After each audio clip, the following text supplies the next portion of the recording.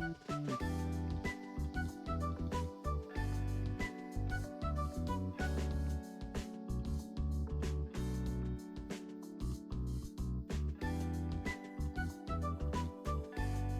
welcome back, folks. It's day 11 with Shashingo. If you're new to Japanese, feel free to follow along. You know, if you're competent, there's no time like the present to do a little review, right? Feel free to chill. We are in the process of extracting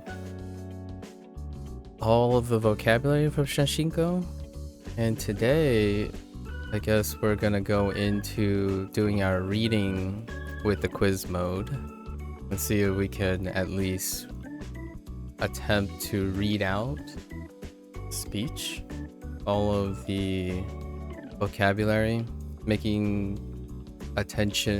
close attention to the ones we need to highlight for reading purposes. I think I'm debating on keeping... No, we don't need hiragana because I think we still have audio after. I think we'll check if we have audio after selecting the answer. Yeah, yesterday we gone through the reading plus listening on all the quiz vocabulary. Let's get back into this.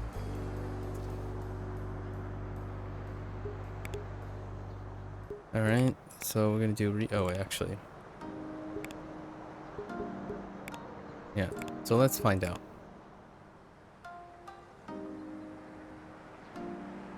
Gotta pay attention to all the ones.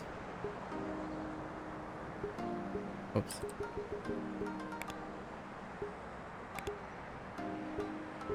That we get stumped on.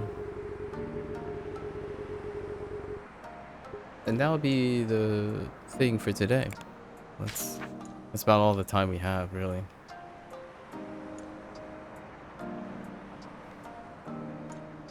So, Hashipan, right? Hashipan is amai, fuwa fuwa, and kari kari. Self-explanatory. Amai.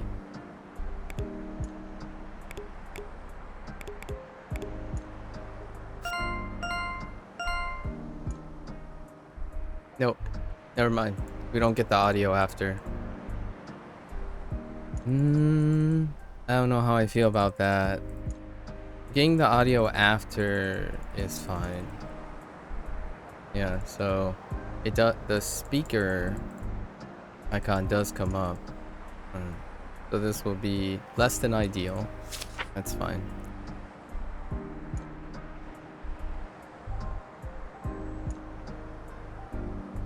No. We have to switch it up.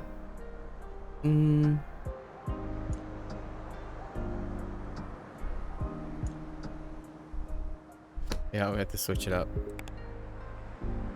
I was really hoping we get the audio, at least. So, because I still need to make sure that I get reinforced by the read before we move on to the next phase. So let's try again.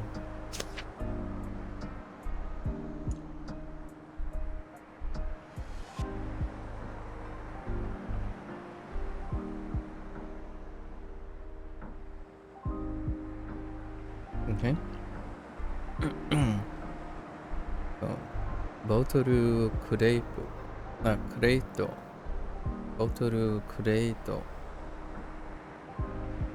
This is to me. Kasaneru. Kasaneru.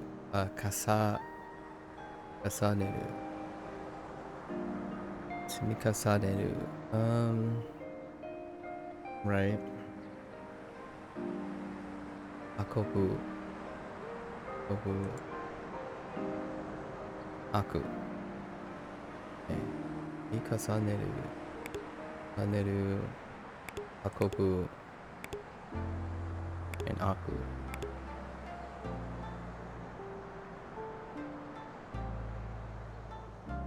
Akobu. Bikasaneru.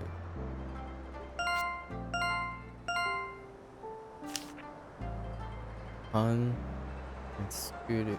Skuru,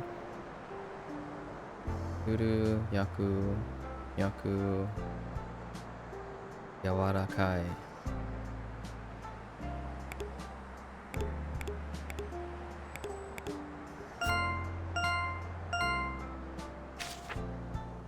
Ayo.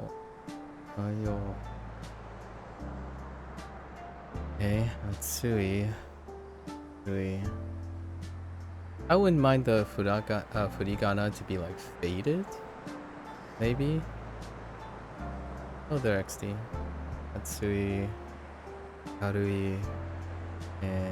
Nichu.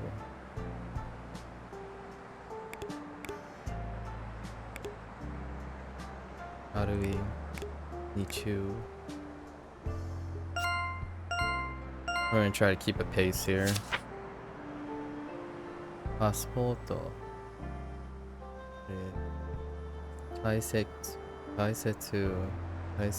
料理に行く。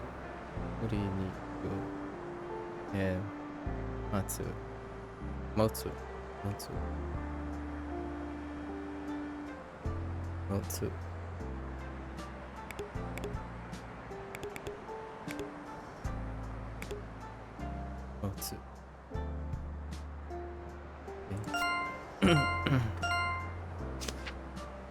足、下、上、渡る。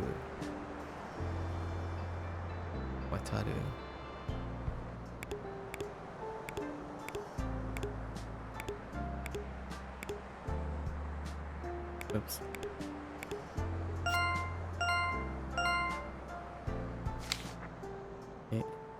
Lenchy. 温める、開ける、閉める。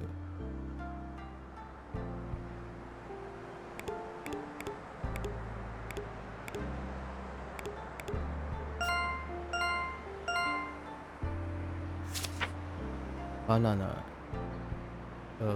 柔らかい。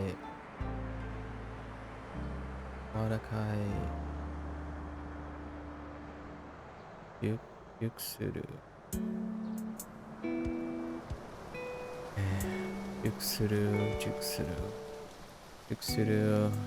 果物。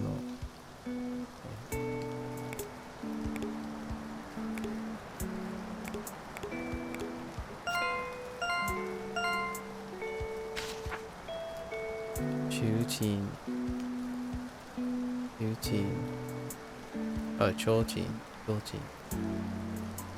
灯。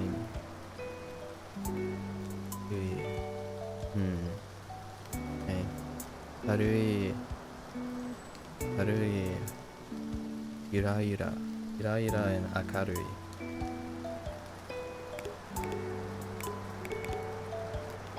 ゆらゆら and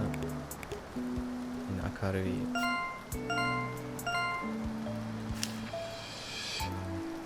手紙。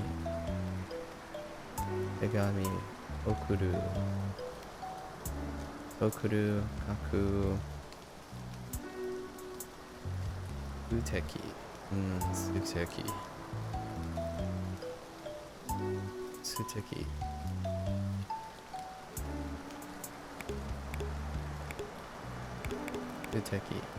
ステーキ sorry ステーキ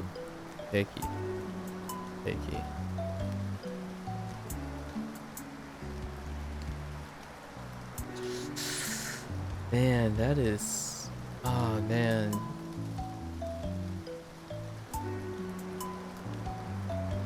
Is that continuous with baking?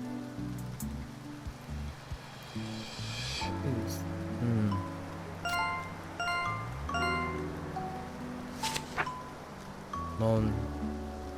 開ける、大きい、閉める、okay.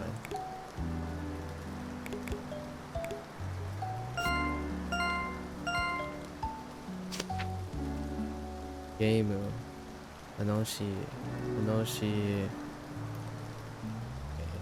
勝つ right 勝つ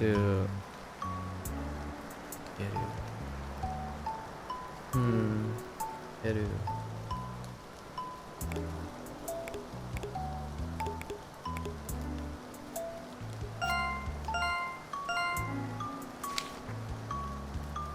We go quickly enough. I think we can run it back without furigana. Shikato. Shikato. Shikato.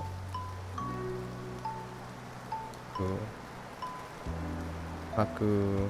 Nagai. Maku nagai. And mijigai. Mijikai.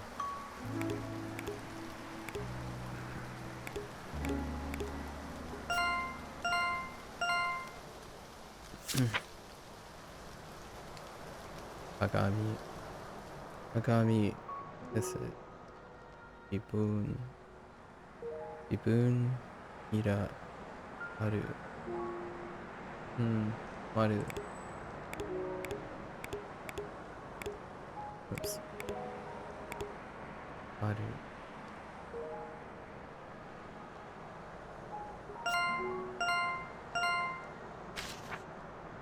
Okane.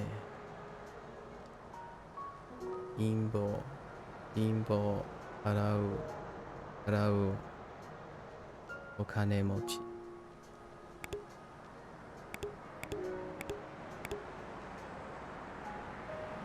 Okane mochi.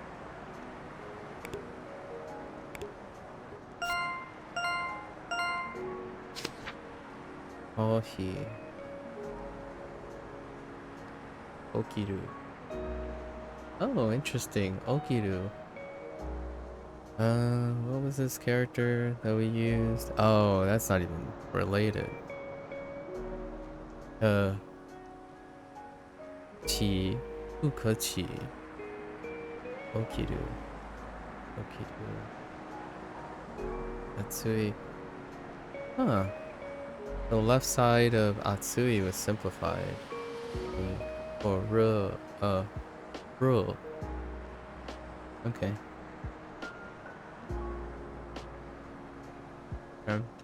Atsui.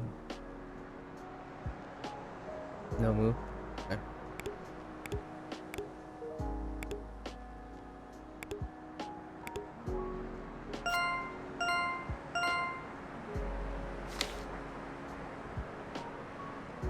Denkiya. Denkiya. Pika pika. Tadashi. Akai.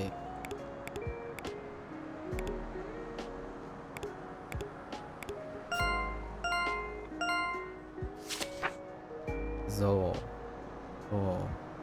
Rekishi. Rekishiteki. Rekishiteki. Urui. This one I'll remember pretty easily. That's not too bad.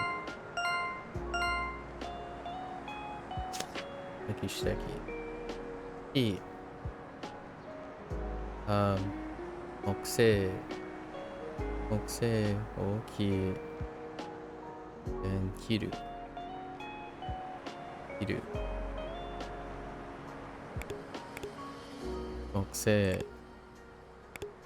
Oki. Kiru.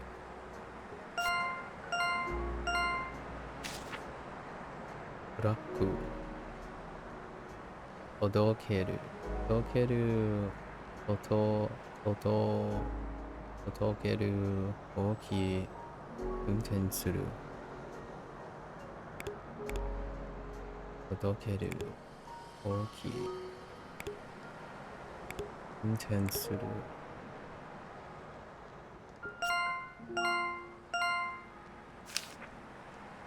Rezoko.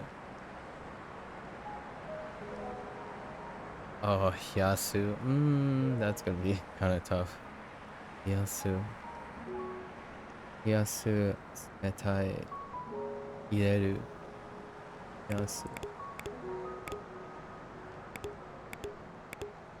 Metai. 入れる。やす。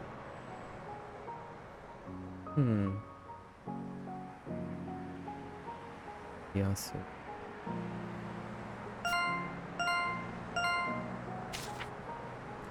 テレビ、見る。見る、ける。あ、見る、消す。見る、消す。つける。見る、消す。つける。So, probably another desirable thing right now is when you're doing listening or when you're doing reading, it would be nice after you get the check, right? The check if it's right or wrong, you can hear the audio. And then the reverse for listening only. After you do the listening, you still get the reading out at the end after you check. That would be great. At the moment, you can't do that. Because I would be more inclined to drop the furigana if I can confirm the read, which requires some sort of hiragana or audio, whichever one.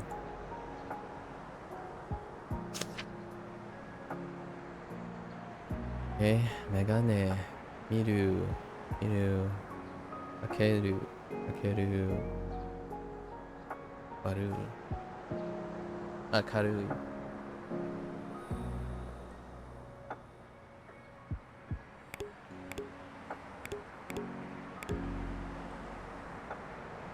Akeru. Oops. Akeru. Karui.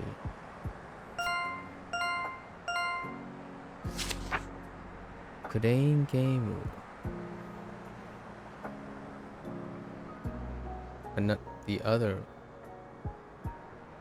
Warui. The other warui.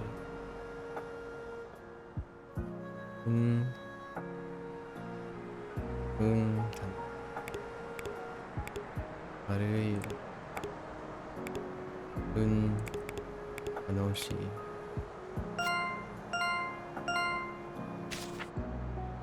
Oji. Mi. Ita. Ateru. Urusai. Onsen.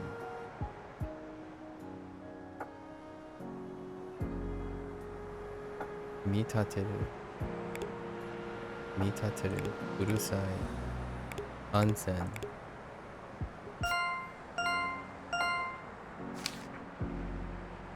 Ori. Fuguru.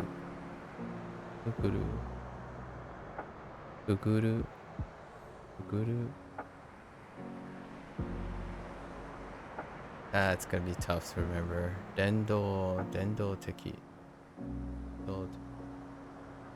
Dento teki.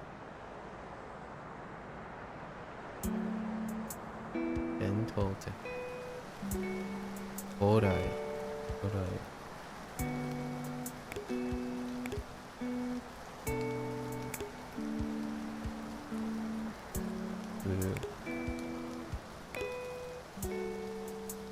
Dento teki. And orai.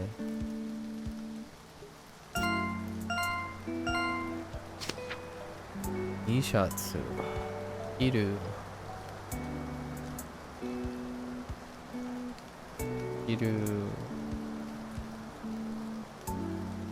Oshare. Nugu.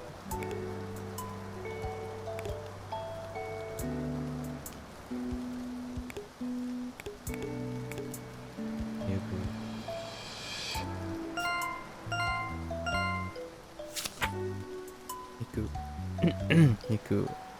Ryori. 料理をする。いる。ジューシー。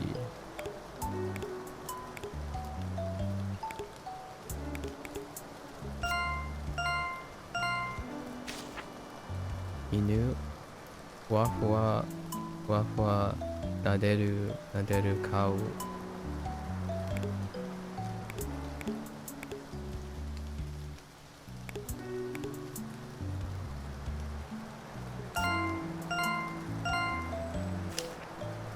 パイプ。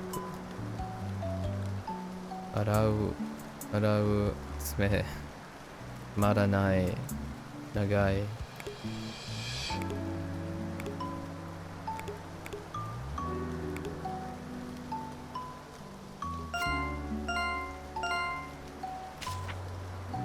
これ。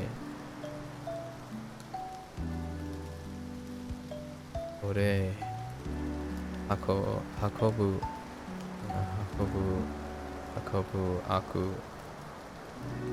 奥。運ぶ、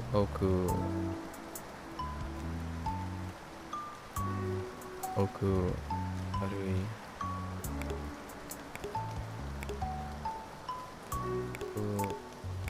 奥。軽い。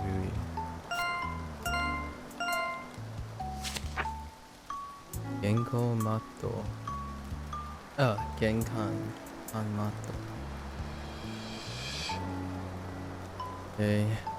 踏む。踏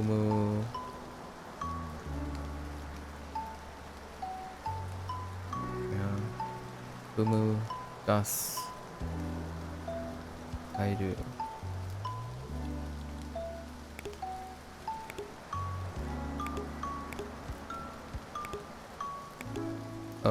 出る。入る。入る。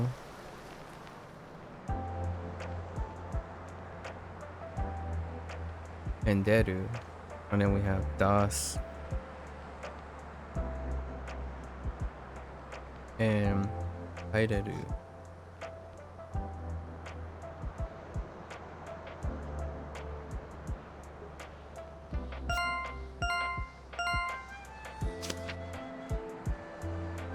本屋、静か、読む、買う。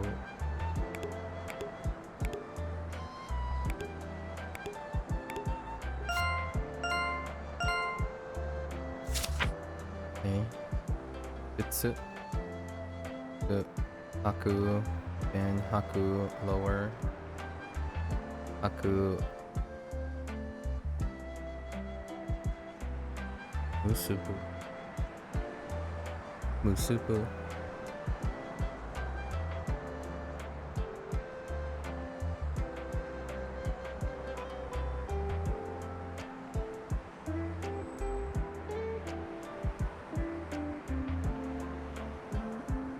走る。結ぶ。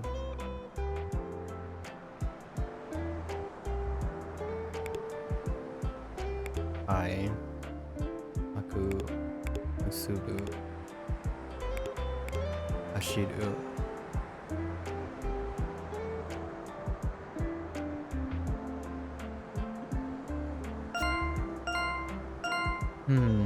結ぶ。stay.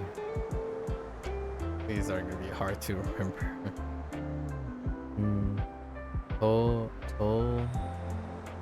到着する。到着する。到着する。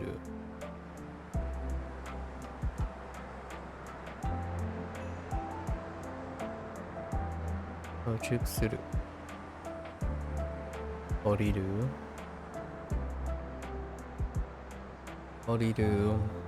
待つ。持つ。Wait, no, 待つ。Wait a minute.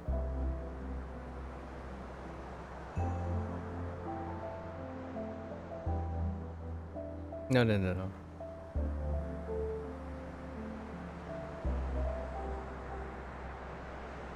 That's fine. Yeah, 到着する。到着する。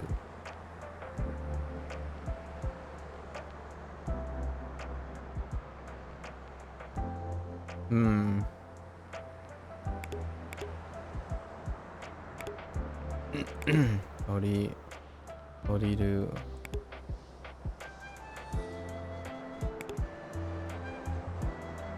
Ematsu.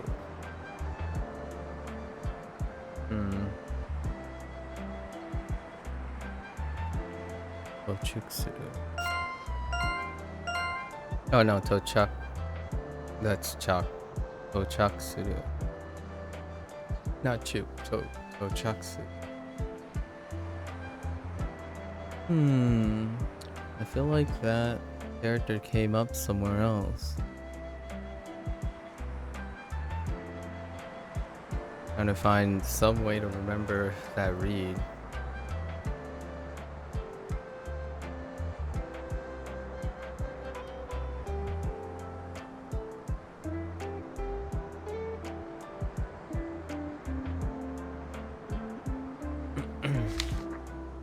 Benchi.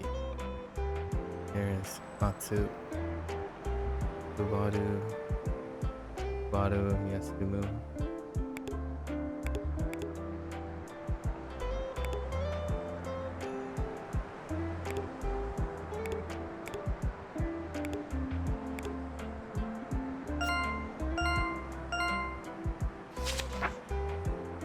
Eiga poster. So, Enjiru. Right? Enjiru. Miru. Andoteki.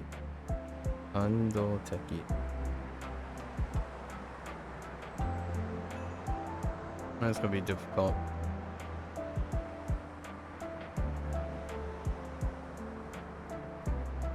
Andoteki.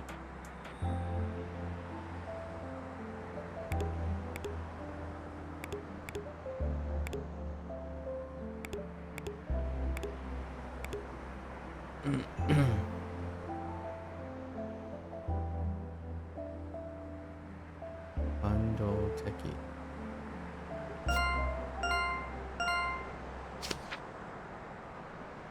Okay, gomibako. Yeah, recycle suru.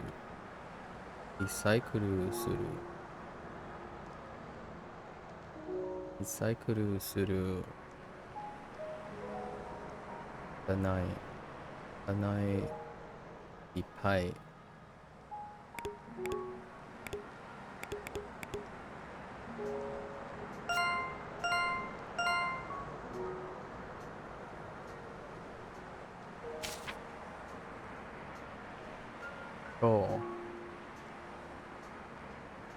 So, tobu.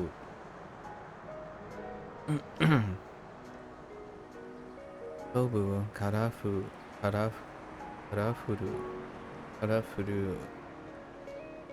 Kawaii.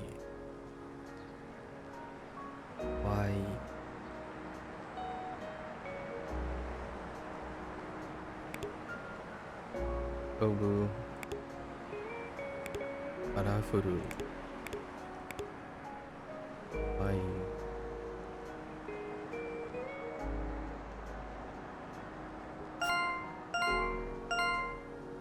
The alternative is to form the English associations with the photo and then use that as a leaping point to bridge to the read. So like if I know the word for to fly, tobu, like the sound tobu, and they don't have the read, I could say tobu and then pick a tobu and then recognize the character there. That's the alternative, which I could use because I'm much better at remembering sounds and what they mean than reading them.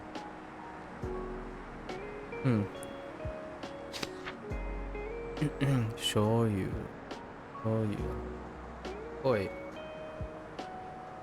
Like shoyu, right? The three words would be I remember by association. My 3 word choices are like dark colored, salty, dark colored, salty, and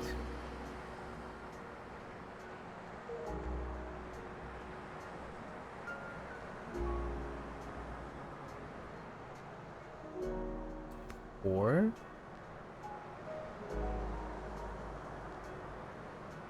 Is that poor? Yeah, poor. So then if I know that poor is sosogu,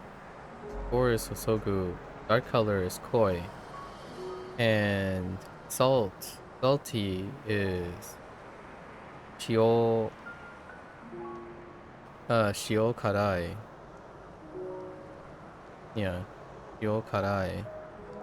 And I can look for these and say which one looks like koi, the top one, and then the middle one looks like shio karai, and then the bottom one looks like sosoku, right? I could do it that way. I don't know how long that's gonna take me. Otherwise, it would be kind of nice to hear the audio after you selected an answer.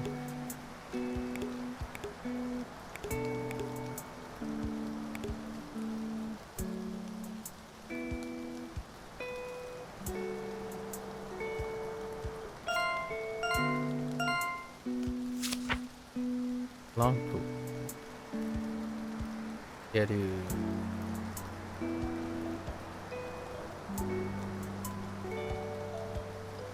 Geru. Hiss. Hiss. Akarui.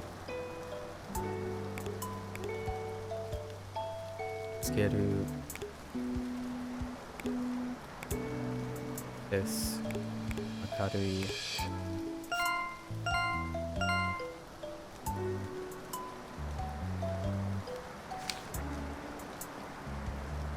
Camera.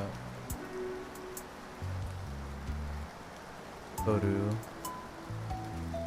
The other Toru.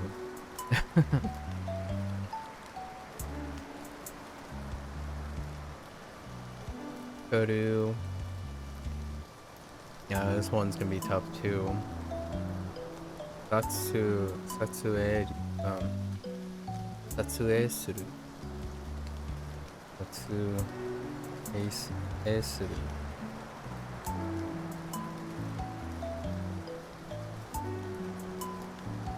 Satsue suru.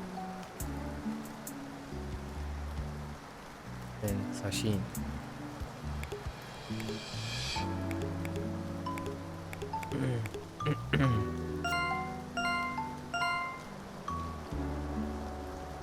Satsue suru. Ashipan. Kari kari, fuwa fuwa, amai.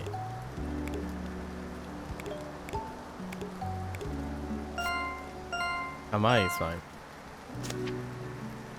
Manga. So like for manga would be yomu omoshiroi,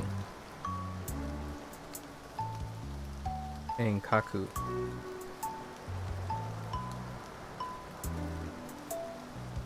So even without knowing the hiragana reads, I know what the sounds are for the 3 words I'm looking for.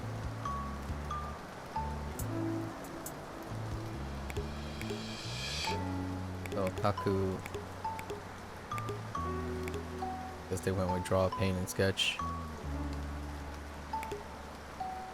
Yomu and omoshiroi.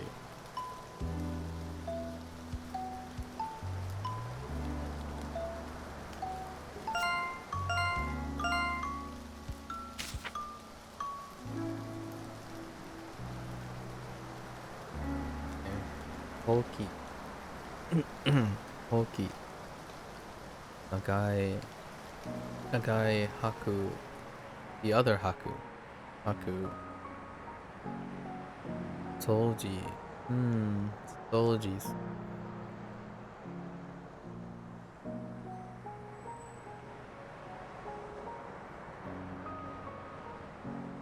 Gai.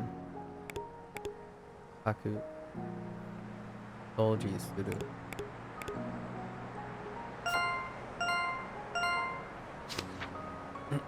Hana. Saku. Saku. Mizu o yaru. Mizu o yaru. And kirei. Maku. Mizu o yaru. Kirei. These ones are fine.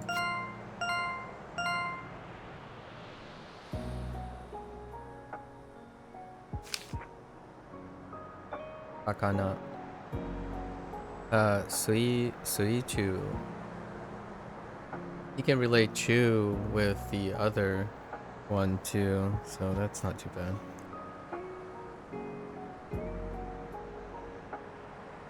Actually, you can relate Chu. I can relate Chu back to Duolingo as well.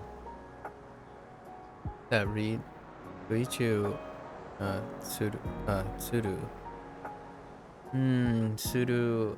Tsuru gonna be a little tough.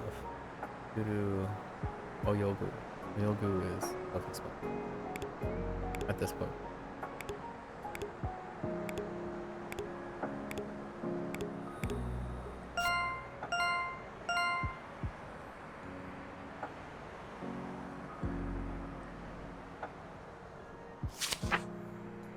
Eigakan. Miru. Date suru. Hakuryoku. Hakuryoku.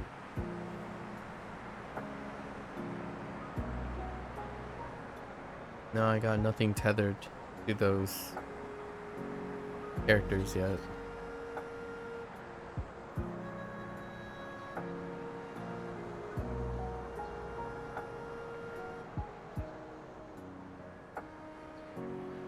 Hakuryoku. Miru. Date suru. Hakuryoku.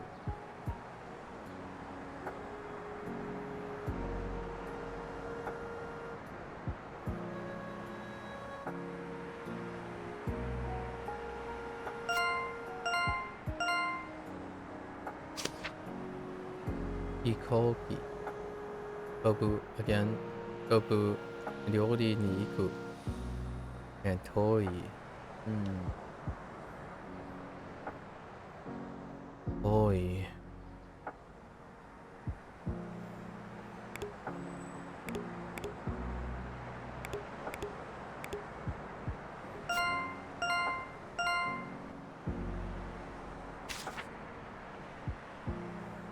Nikten. Hanasu. Iru. And Shinsen. Shinsen I'm okay with because of Hanzu. Also helps that Atarashi.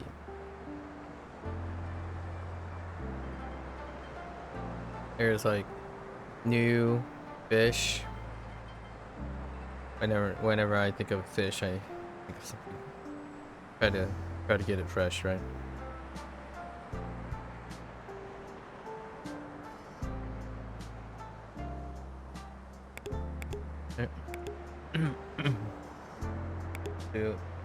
Ikiru machine.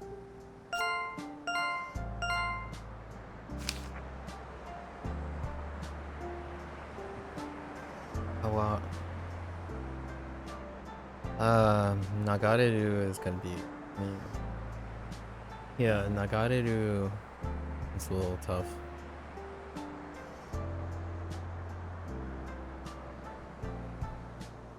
Nagareru. Oyogu is repeat and then picha picha. Nagareru. Nagareru. It took me maybe 1.5 hours yesterday. 1.5 to 2 hours. I think my pace is a little bit faster than yesterday's. Mainly because I was also juggling the audio.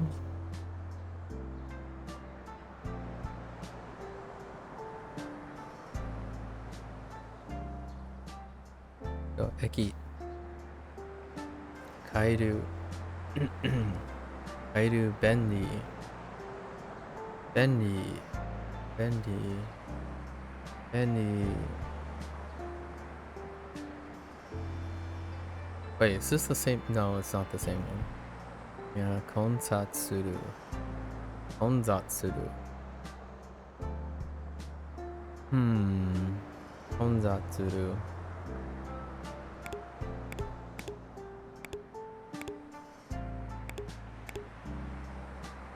Again, we know all the definitions, just trying to figure out what am I going to do to get the read. Konsatsu.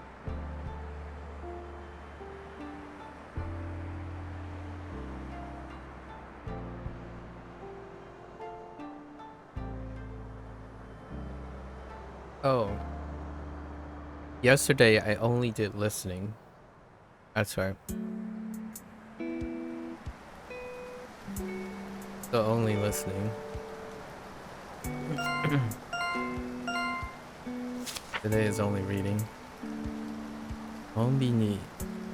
Konbini. Baito suru. Baito suru. How. Bendy. Bendy.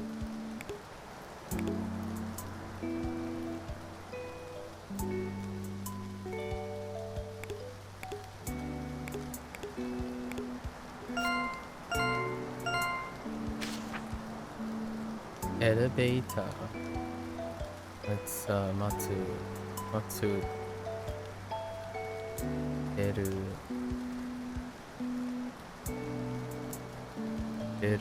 And Eru.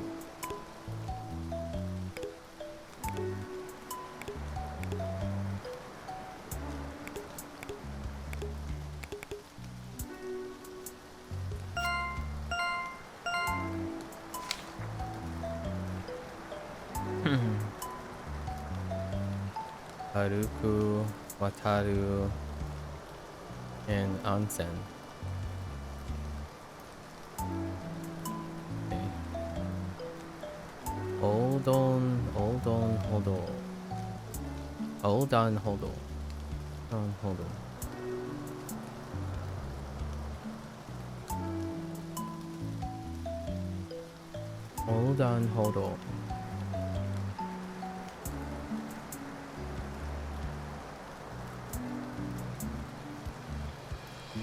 Haruku, Wataru, Onsen.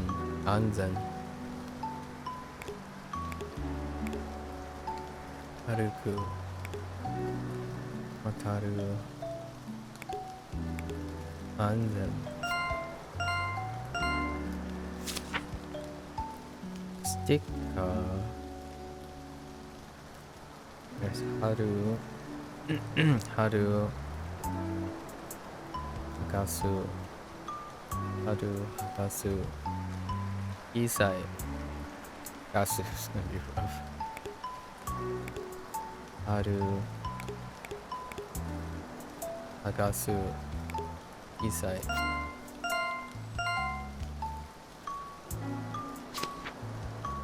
Super. Hagasu.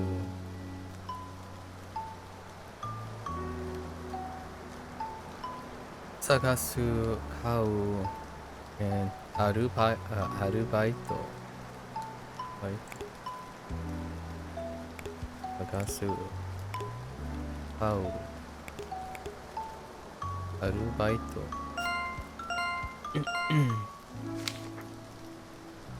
Anki call. Mokumoku. Oh, that one. This one's gonna be tough too. Kemuri. Kemuri.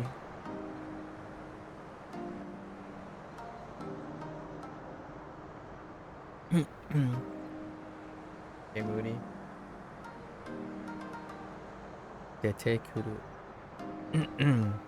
Detekuru. Umoku. Kemuri. Emuri. Emuri. Emuri. Emuri. I have no idea which one is. Detekuru. Detekuru.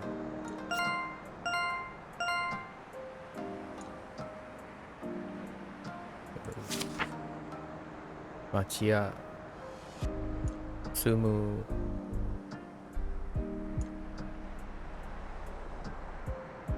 Oh. Yeah. That's self-explanatory, yeah. Sumu. Dekishiteki. Nuru.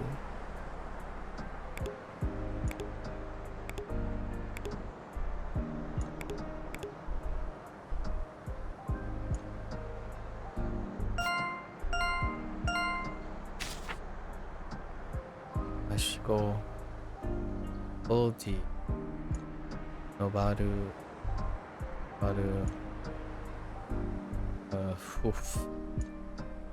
Suberi. Suberi oriu. Suberi oriu. Suberi oriu. Suberi oriu.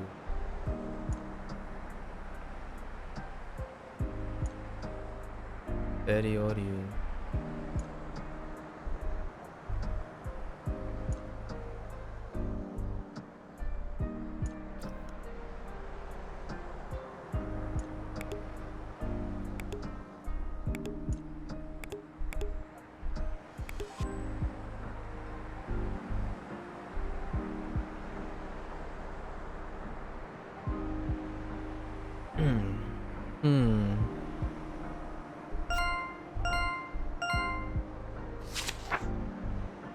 Tsuya. Tsuya. Uru.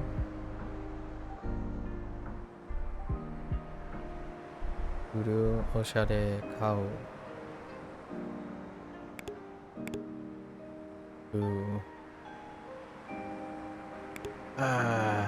That might be a little tough.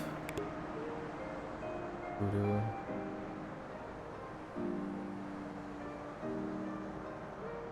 Okay.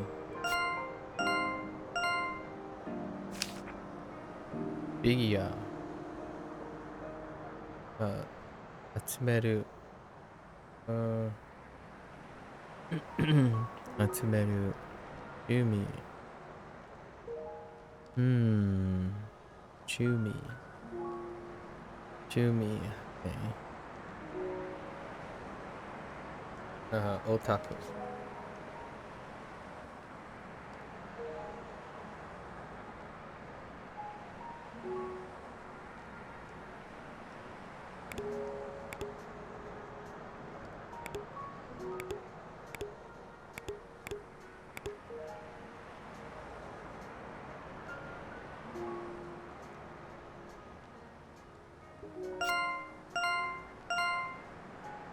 Atsumeru. Atsumeru. Shumi.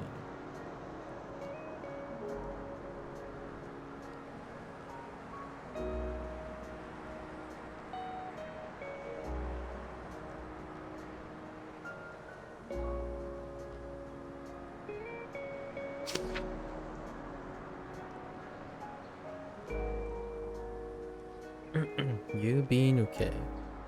Yubinuke.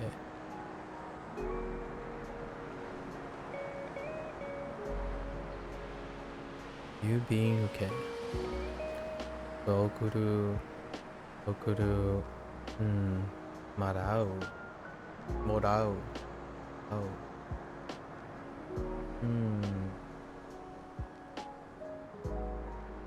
Iroiro.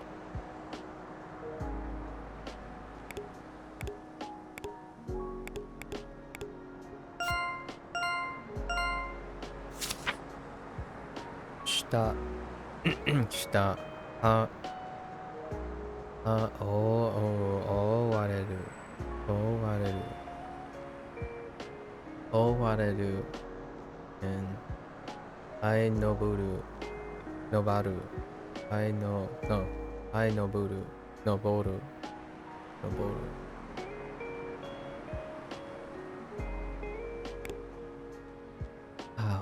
wareru. Oh my gosh. Oh, why? Oh, wareru. Oh, wareru.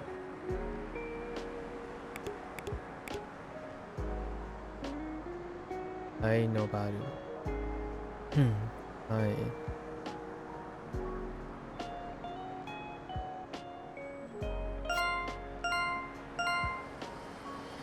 Oh, oh, wareru. Okay. Gai to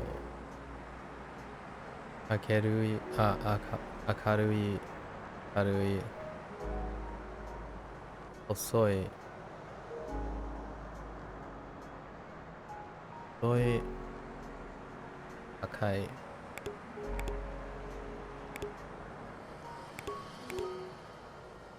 This is where I start trusting the process. Trusting the process as opposed to trying to break this down. The volume's too high. Basket to ireru, ireru, hokobu, das. Yeah, so we have to make sure deru and das. And deru and das. Ireru, slowly discerning the couple things. Ireru, hokobu, das.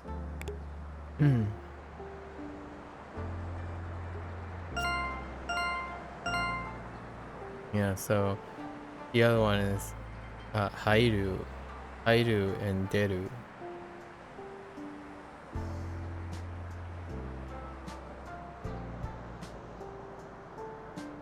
And so, oh, no, das, not this. Das.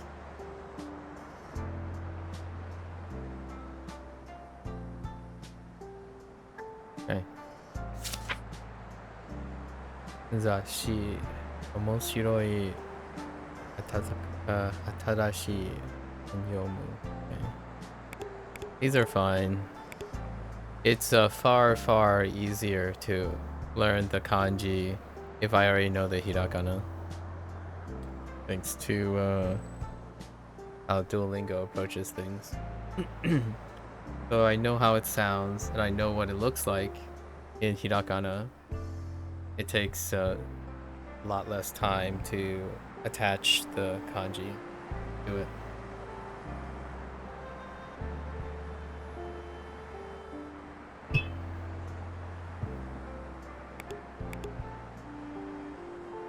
Yomu. Trust the process. Trust the process. Ido hanbaiki. Ido hanbaiki.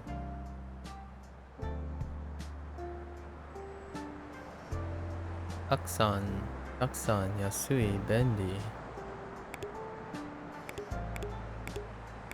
These are fine.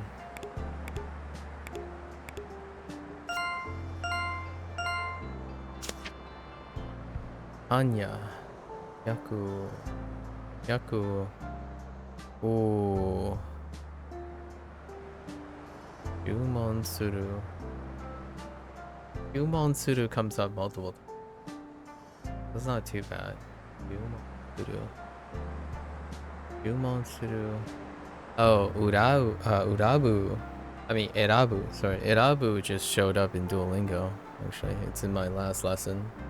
The newest lesson. Erabu.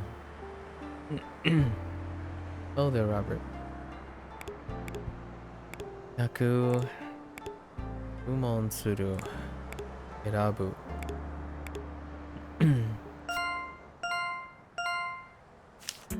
Okay. Orado. Okay, where can I buy Wakotabi? I only found the demo. It hasn't been released yet, XD. It hasn't been released yet. Can you tell me how far the demo goes, XD? I didn't get a chance to ask excuses how long the demo goes. Because the version that I played only covered the first prefecture. So I'm curious if that is pretty much what the demo is already. Did you get to the first master? That's not a spoiler. You're gonna get to the, you have to defeat masters. So Wakotabi has a soft launch in New Zealand and Belgium right now on the mobile app, on the phone. And they plan on launching it on iOS first. The soft launch on iOS first. And then they're gonna roll it out to other phones, I think. That was the plan. So it's going to be a mobile thing first. And their time... Oh, the demo finishes when you leave the airport? Oh. Dang. That's super short. Okay.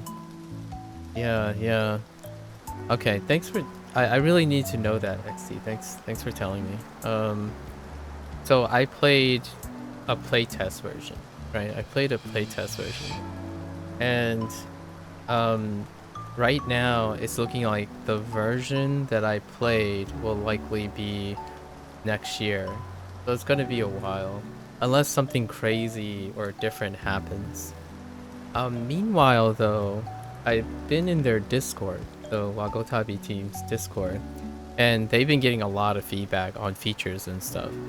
One feature that I thought was fantastic, and I hope that they'll introduce it, is, you know how Duolingo's kanji section works, right?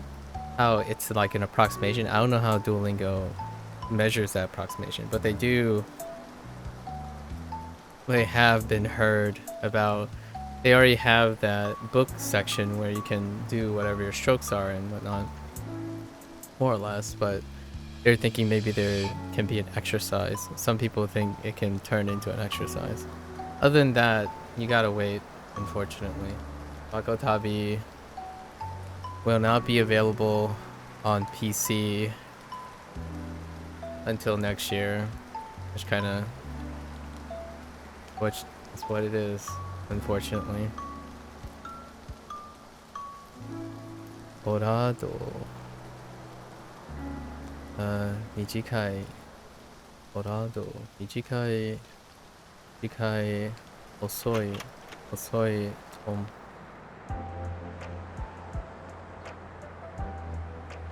There's so many kanji characters that just run with to.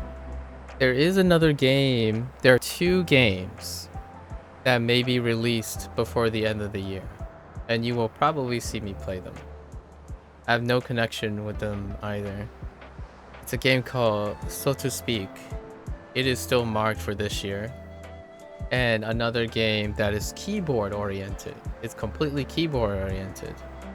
And they already said it's supposed to feature like over 1500 kanji.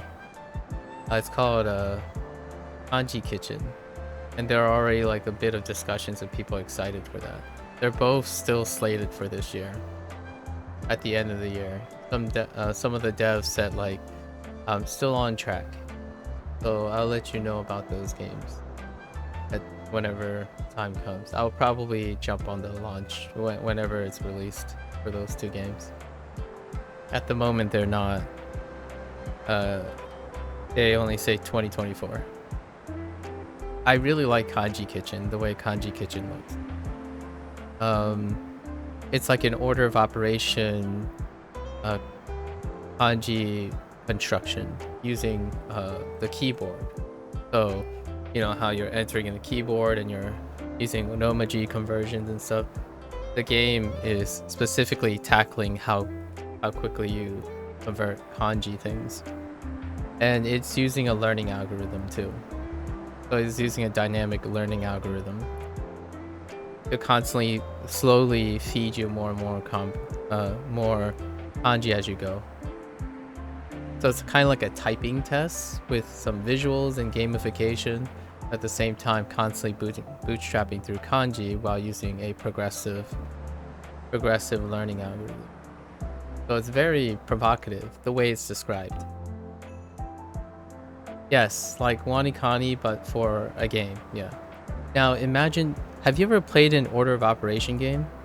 I know I said order of operation. Do you know what a order of operation game looks like? Like, have you ever been played flash games where you know, like Dine and Dashing, where a, there's a customer that comes, right? And they come in different orders, and then you're supposed to serve them in different order. And then when they give an order, you have to put the order together, right? Like this person wants a burger with lettuce, tomatoes, the patty, and then another bun. So then you go to another position and you have to place it in that order. The burger, you know, the top bun, you know, the bottom bun, the lettuce, tomatoes, patty, and then you give it to the person in that specific order. Yeah, kind of like restaurant games. But imagine now that instead of knowing the order of the restaurant stuff, like the customers or the order, you're trying to construct the kanji. That's what they're going for. That's why it's called kanji kitchen. You're in a kitchen, and the order of operation of the units are supposed to help you construct the kanji. And the idea is you're going to have different orders come up, like different things, the tasks you have to do, and you're supposed to enter the kanji that corresponds to those positions. So you need to learn the radicals. I don't know how they're going to go about it.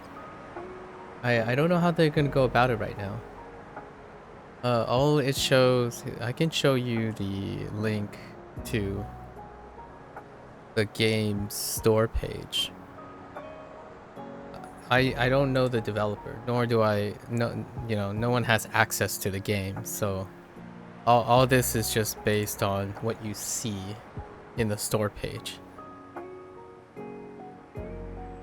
Because they can do any variances of this. So they can do radical construction, they can do a lot of things. But here's the store page.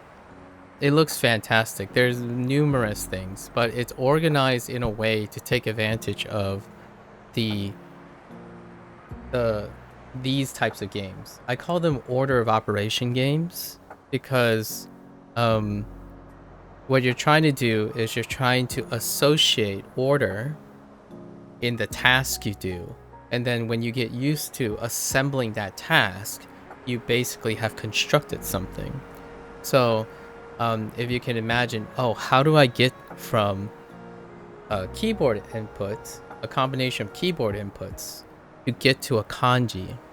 So when you start associating, right, your hands with a certain pattern that leads to an output, then over time you can have time to associate memory with it and whatnot, but mechanically you'll be able to produce the kanji. It's kind of like whenever you type wasn't, if you think about, do you ever think about when you type wasn't anymore, or any word you're typing on a keyboard, at some point it becomes very well trained in which you do it on command. So this game is operating on that, and these games that I refer to as order of operation games tend to do that. So eventually you become so mechanically practiced that you're more focused on speed and output. So this game is going to play on that. I'm looking forward to seeing how what they do. They have like a display that helps you orient. You can fully customize the input feedback so you know which keys and stuff are weak, strong. It's pretty impressive. I'm looking forward to this one. This one is very interesting. I think it's also crowdfunded. There's a chance this is crowdfunded because there's a lot of talk about the developer interacting with the community before the game's released. That one's very interesting. It's slated for this year still. Someone said that the developer is still aiming for the end of the year. By the end of the year. Anyways. Dorado. So Ijikai. Ijikai. Osoi. Osoi. And Tomaru. I know though, waiting still sucks. Although, you know, there's lots of ways to continue learning while you can. But I am really excited to be able to play more video games of this nature, not like sentence farming or something in a story game. Not yet. I'm not rushing things really. Okay.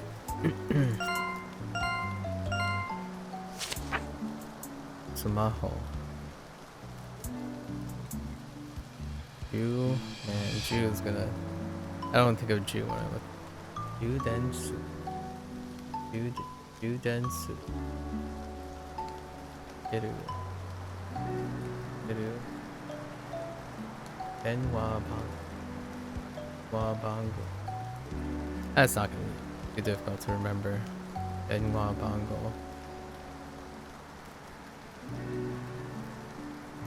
Oh, I don't really understand how many language am I learning? I'm only learning 2 languages at the moment. Hamaji. I spent the first half of my day learning Japanese and then the second half of my day learning Chinese.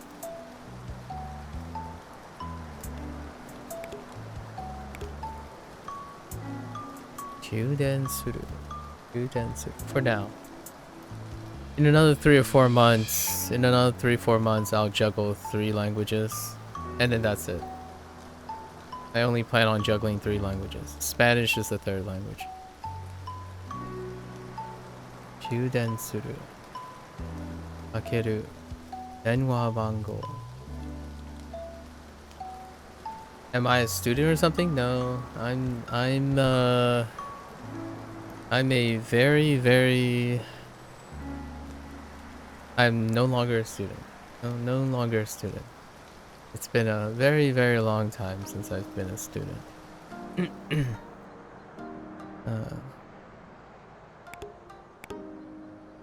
So I'm the or something. I'm a postdoctorate. But I don't do anything professionally right now.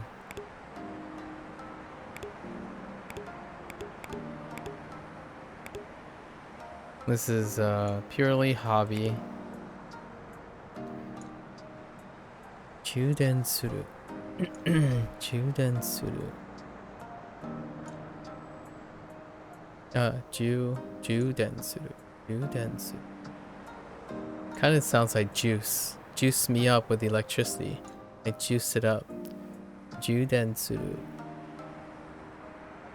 Juden suru. Akeru. Akeru denwa bango.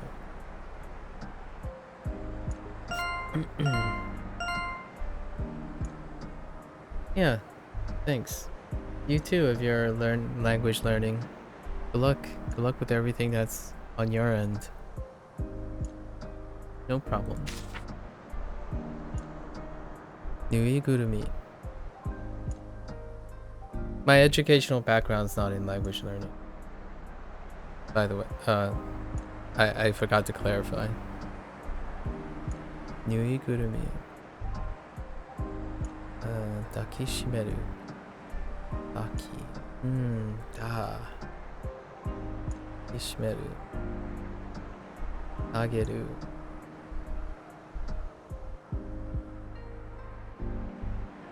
Okay, that's nothing to vocabulary from yesterday. Ageru.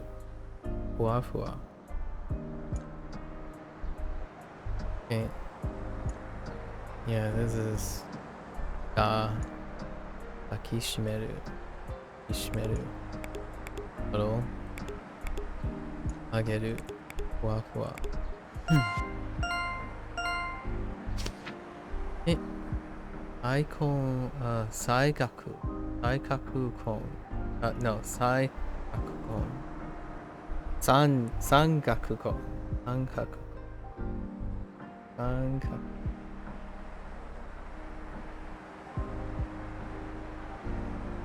三角コン。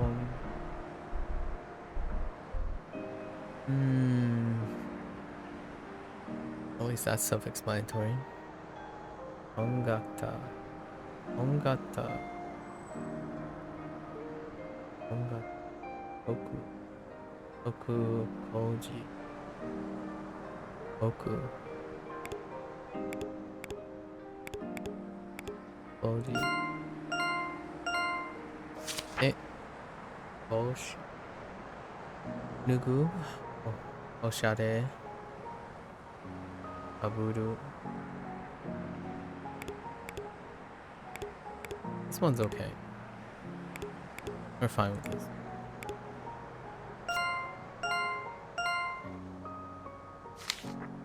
Okay. 信号機信号機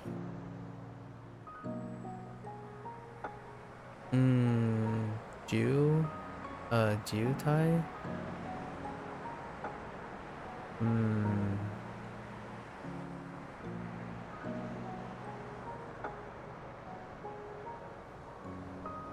That's a hard read. 渋滞夏行く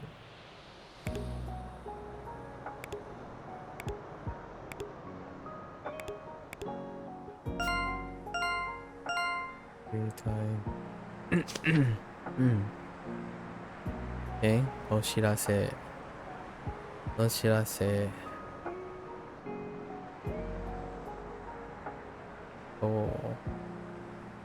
詳細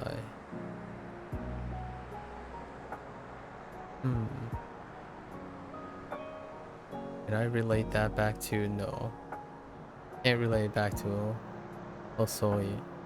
I remember it though. Osoi. Gosai. Then we have Taisetsu. Taisetsu.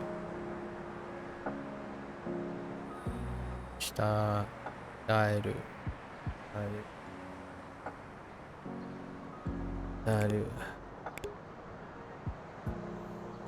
Shosai.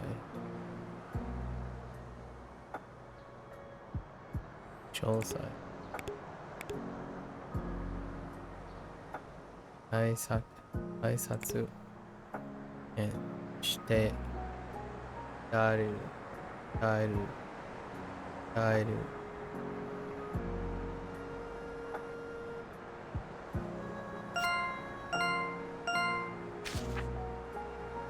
フードボールいっぱい吐く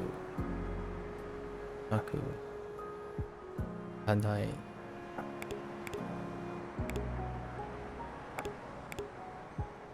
吐く汚い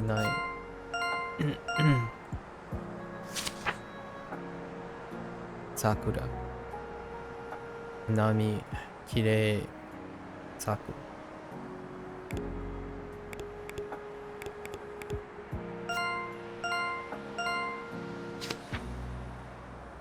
ゲームセンターうるさい楽しい遊ぶ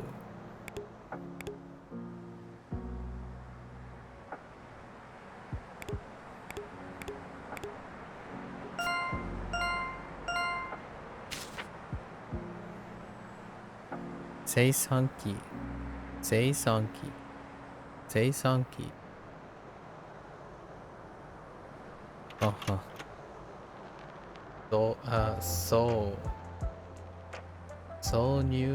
挿入する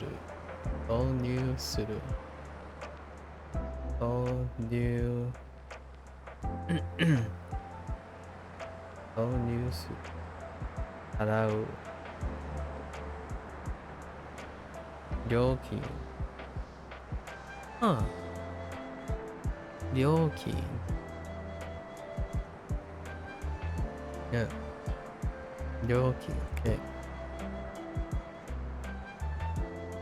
導入する払う料金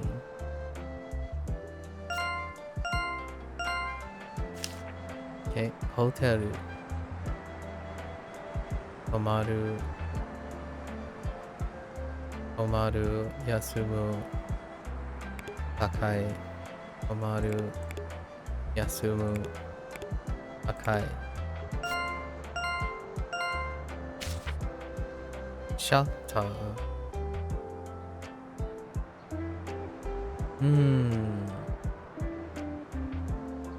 Soy. Soy. Soy. Soy. Suoi. Suoi.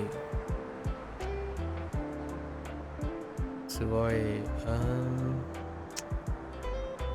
Kind of hard to. I looked the Reddit of the Kanji Kitchen. The last post was 10 months ago. Yeah, but that's not the only. That's not the place that the person is communicating.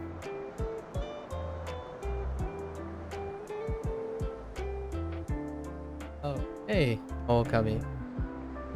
I missed you there. Hello there, Okami. That person's talking to like other people, like people who are backing them. So. Tsuyoi shimeru. It's still word of mouth though. It's still like third person, like third party information. So, you know, one can only stay hopeful. Game development is tough, especially for, like I've mentioned this multiple times when I'm playing Shashingo and my 3 days of playing Wagotabi. It's really tough. Like, you know, games are ready when they are ready. Unfortunately, when you're indie, they do the best they can. There is something to say about when you have a lot of money and resources, you also have timetables and roadmaps, but these are passion projects, probably. I think the Kanji Kitchen thing is probably a passion project. Shashinko might have been a passion project at first, but since they use Kickstarter, there was some semblance of roadmaps, right? Wagotabi is a passion project as well. I don't even, I guess they had patrons on Patreon that they might have to obligate themselves to. But generally speaking, crowdfunding is not the same as like IPOs or corporate publishers and whatnot. So for better or worse, publishers do certain things and they may or may not promote the health of the game. But one thing they do promote is schedules and deadlines, right? And I don't think any of the games that are listed that are actually full-fledged like this, none of them are funded by publishers or governments or anything like that, any organizational thing. So I'm gonna just wait. And usually when it comes to indie titles, rarely do they release early. They can only release later. So here's hopeful and good luck to the indie devs. That is largely why I don't mind using things like Duolingo. And I guess Ofuku's Wanikani is a private venture now. I'm sure Tofuku's properties are private ventures, so that's a step up. I don't know about Anki's situation. Anki might still be an indie. I feel like Tofuku might have private ventures. Yeah, you do what you can do. And we wait. Joy. Joy. Joy. Joy. Shimeru. Shimeru Akeru. Okay. We're really comfortable with Shimeru and Akeru.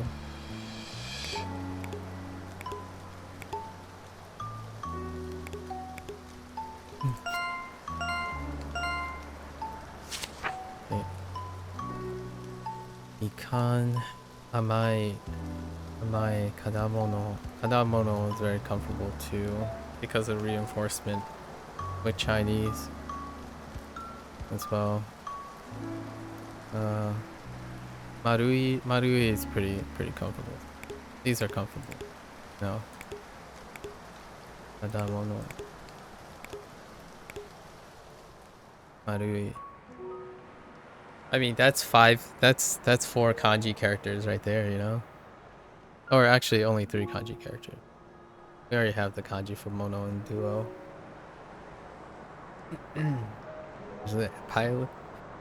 Piling on the kanji.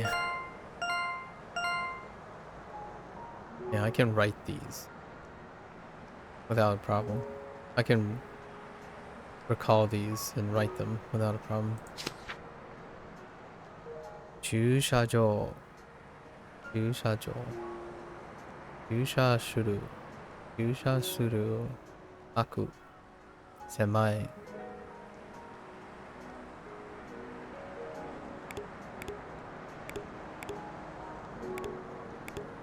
A process. So here's the nice thing. I don't know if people think of it this way, but generally speaking, I go slower because I'm trying to take in something that I'm not focusing on. And here's the catch.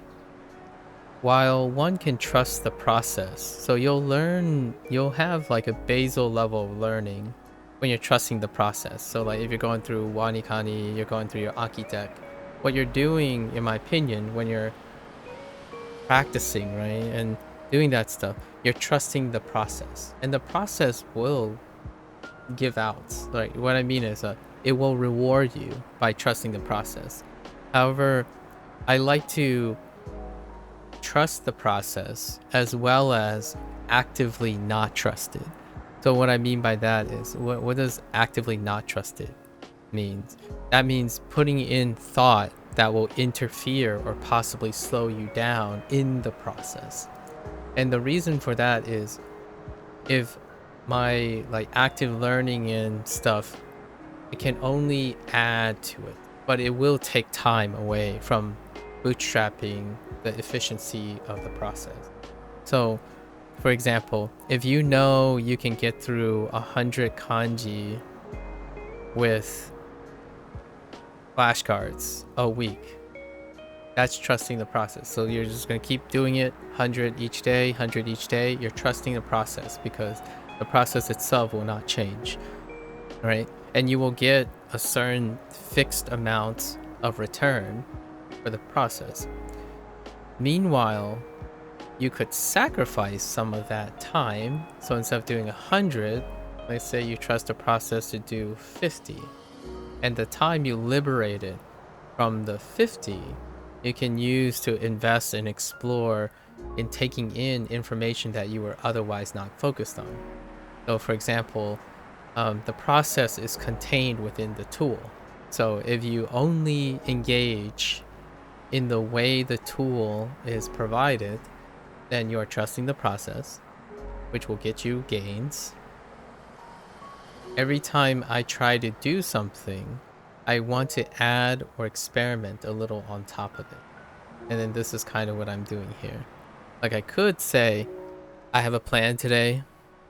I'm only going to get all the right answers, you know, by clicking the right translation for each phrase, look at the words and move on, and then keep repeating that. But while I'm doing that, I'm spending like maybe 20% extra time saying, what else do I notice here? So I slow down and I look at it and see if I can glean something. Because in my opinion, in the end of the day, regardless of what you experiment, if you get through the process, you will get those things. So the reason why I say this is there are words here that the process delivered to me. And then so I'm not focused on those things. Ironically, like I'm not using extra energy focus on them because I know they'll come to me if I get through the exposure. And then I'm paying special attention to observing more about the ones that aren't coming to me. So it's kind of like a weak strength focus part. Since this game does, I mean, this game does have a weak strength thing, but when you're capped out on comprehensibility and you're trying to like tackle a different dimension of it, like writing, this game doesn't, this game, like most things, when people say like, oh, this tool doesn't do that, I'll go find a tool that does do that. That's fine and all. Since this tool doesn't do anything with writing, I'm trying to come up with how I can get writing out of this, right?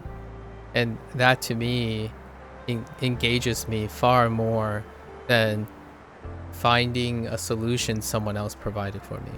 So yes, I love what the game has to offer and is doing for me. At the same time, I also want to do something with the game as opposed to the game doing it for me.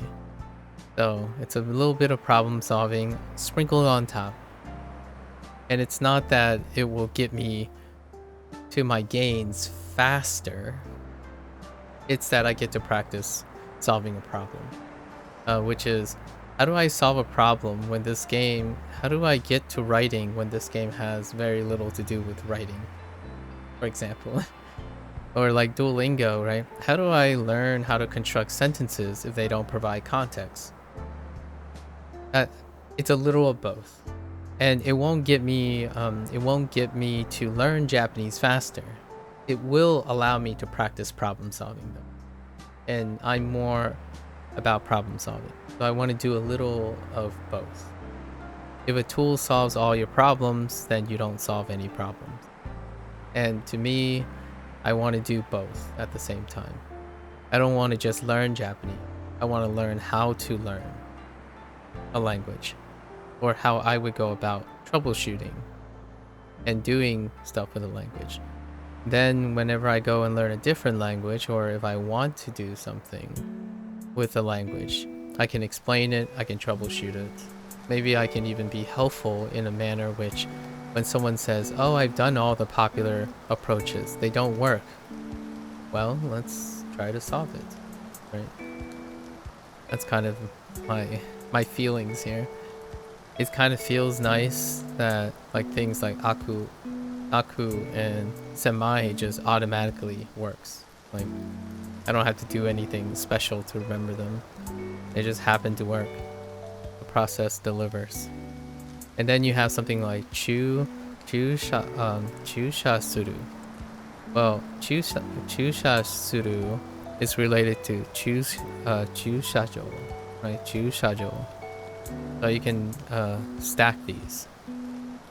It's not like the game is telling you to stack these. You have to remember to stack these. So you can do extra. Lotus said it was the remember the kanji way to make stories, but it's a mnemonic. It's a mnemonic approach. It's kind of funny how people label new names for time-tested methods.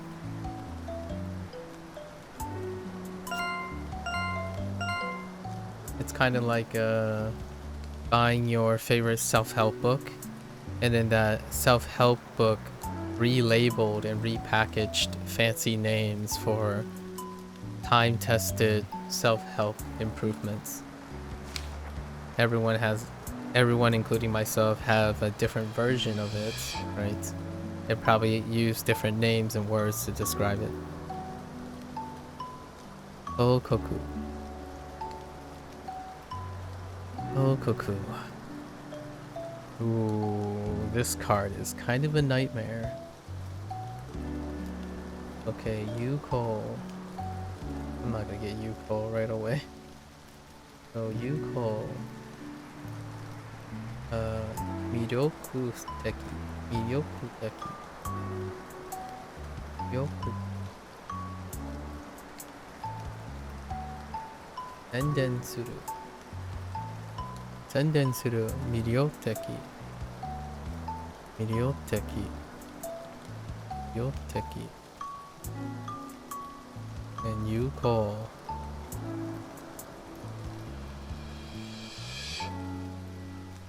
This is effective, appealing, and informed. in case you're wondering. Now I'm trying to see how am I gonna remember Yuko. Yuko. Okay. So Yuko affected. Yuko. Medioteki. Medioteki.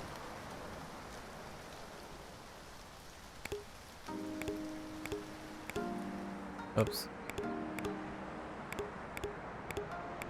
At least I think. Oh, this is advertised, not informed. My bad. Tendency. It's not to something. Teiru. Tairu. It's Tariu. No, it's Meriu. I don't know. I've already forgotten the other one. Medioteki. I would have to see it again in order to know. Medioteki. Yuko. Senden suru. Okachi. Amai, that's fine. Oishi, that's fine. Wakeru.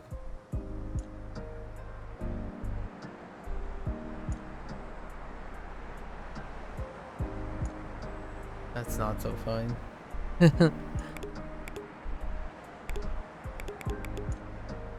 Wakeru. I think this is probably the only Wakeru. In the entire book, in the entire set.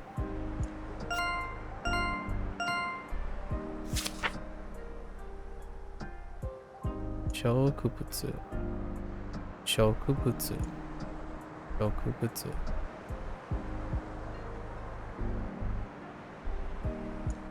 Shokubutsu. Shokubutsu. Shokubutsu. Something about Shokubutsu. Shokubutsu. We'll go with that. Something about this combination of things, not Butsu in general is a little not smooth. Ueru. Ueru. And Shizen. Ueru.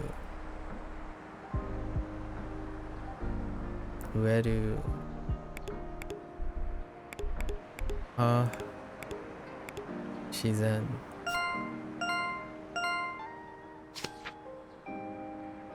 Plant referring all plants? I don't know. I don't know about that. Shokubutsu. Although Butsu always tend to deal with life. Butsu. So Shoku might be referring to plant life. So it's something life. So it could be referring to all plants. Like for example, my current unit, it's like Dobutsu, right? Dobutsu. Lots of butsus deal with like a larger category of type of life. So, what was Seibutsugaku, like biology. Seibutsugaku. So possibly. Ski. Right. Kurai. Okay, kurai. Samui yoru. Samui is kind of tough too. Samui. Kurai. Sorry, kurai, not karai. Kurai. Samui and yoru. Oh! Did I double click again? I do this a lot where something double clicks here.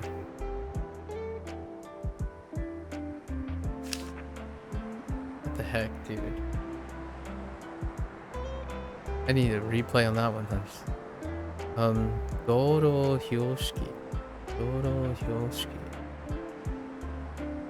I probably set it on night or something, as opposed to dark. Okay.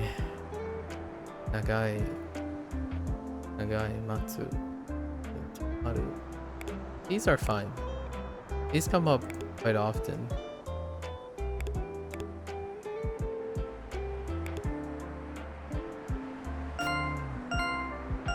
I wasn't paying attention again.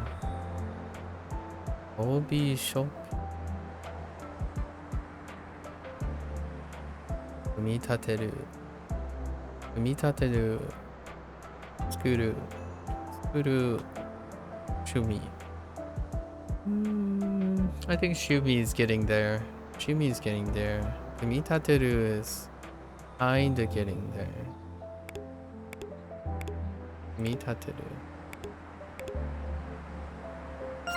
These are recurring too. I don't know if the developer deliberately designed the back of the cards this way, where they were trying to find a selective group and repeat the words multiple times. So I think the vast majority of the words on the back of the cards repeated at least 2 times, if not 3 times.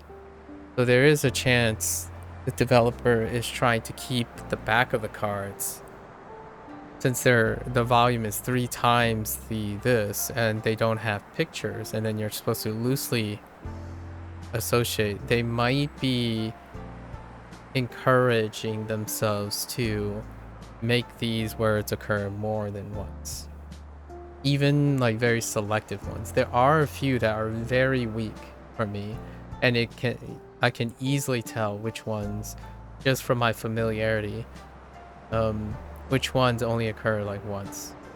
And then the photo ones can go balls to the wall. Like, it can be so obscure, like because you have the photo, you have to go search for it. There's a lot of involvement in finding the photo ones. So the photo ones are far more if you're not familiar with Japanese and stuff, they can be far more like out of the box, because the photo is what you're tethering all these vocabulary. So I do feel like the devs tried not to they didn't deliberately make this vocabulary not overlap, like make all these unique as opposed to redundant. So a lot of these words, the words that recur the most are the ones that the process is pretty much doing the job. Like Shumi looks like a complicated characters, but it's easily recognizable because it comes up 2 or 3 times when you go through the set. So is Umitateru. Umitateru is associated with 3 photo, even 1 with construction. So kind of nice.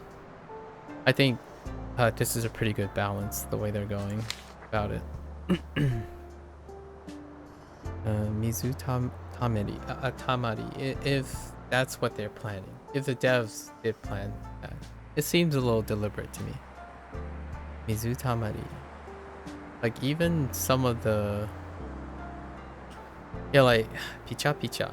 Picha Picha, you might be thinking, well, where are you gonna get this? It comes up twice. Picha Picha. So, Mizu Tamari. Oh, there are excuses. Yahoo. So I think that if you try to remember the last time one of these words come up, if you can remember the other instance, it will be a different technique that you can layer on how well you can remember something. So that's kind of what I'm doing now. I'm trying to stack the occurrences. So Picha Picha also occurs in pretty much anything with water, actually. It might have been Kawa. No, it might have been Sakana for Picha Picha.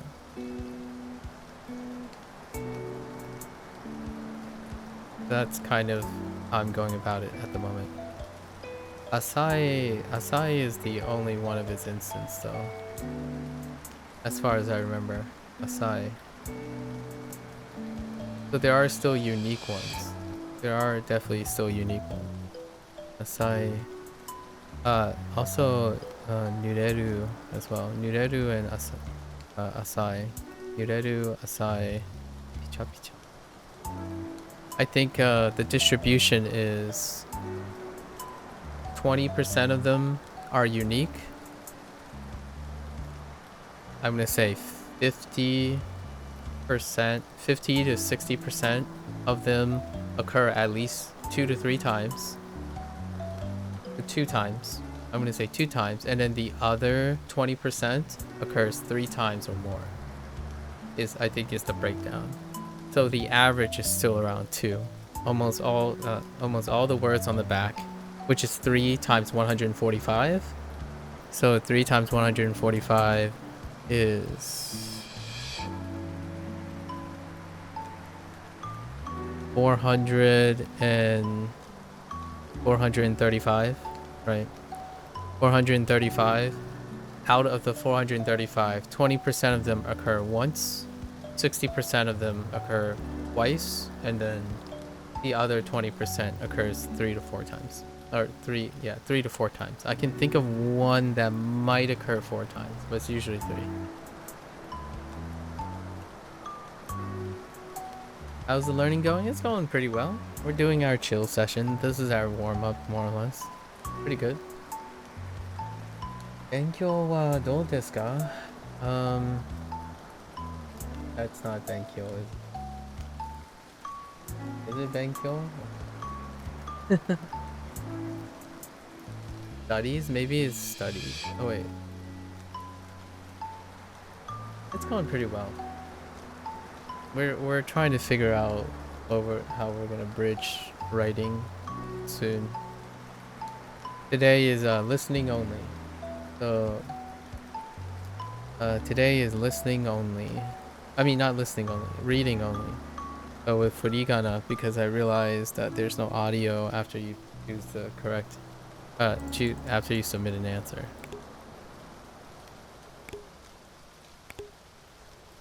Asai. Asai. Yureru and Picha Picha. Asai. Asai. You just got the Super Duolingo for free. I don't know for how long. I gotta do the revision and type Japanese. Yeah. Get to it. What day is it for you? Is it a day divisible by 50?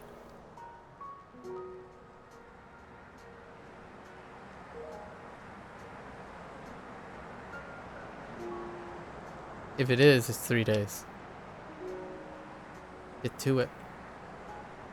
At least that's my experience. It's plus or minus 3 around 50. Plus or minus 3 around 50. So day 50, 100, 150. How is it challenge-wise? Do you feel like you're retaining the information in the quiz section? It's no more or less effective than an Anki deck. I can't really tell you much more than that. 46? Okay, yeah. You gotta do what I did last time. Yeah, go through, do the typing thing. Oh, yeah, experiment. Yeah, experiment. Yeah, it's no more challenging than having a deck of flashcards. So, with that said, it's as challenging as you want it to be. You could blindfold yourself if you want it. Yeah, it's no more challenging than a deck of flashcards.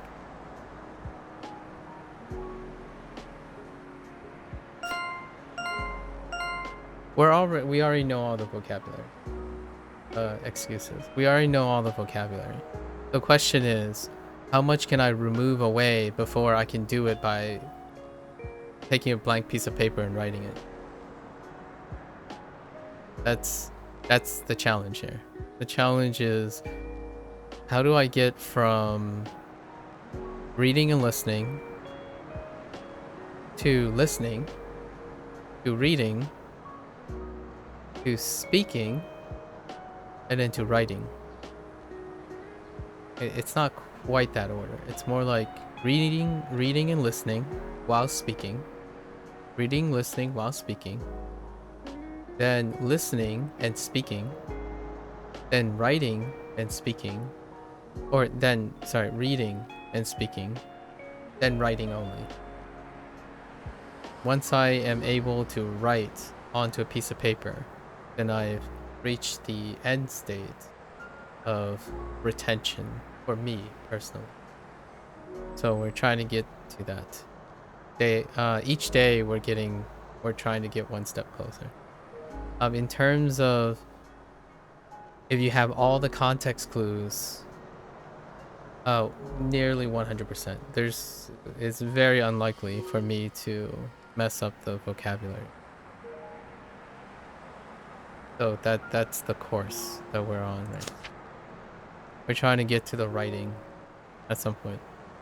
She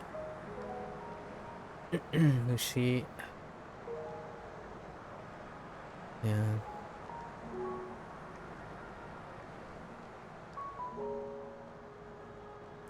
Gaimeru, Gaimaru, Maeru, Skamaeru. That one can be a little. Skamaeru, Skamaeru, Hawaii, Hawaii, Chai, Isai, Hawaii. Kame, Gamai, Gamai.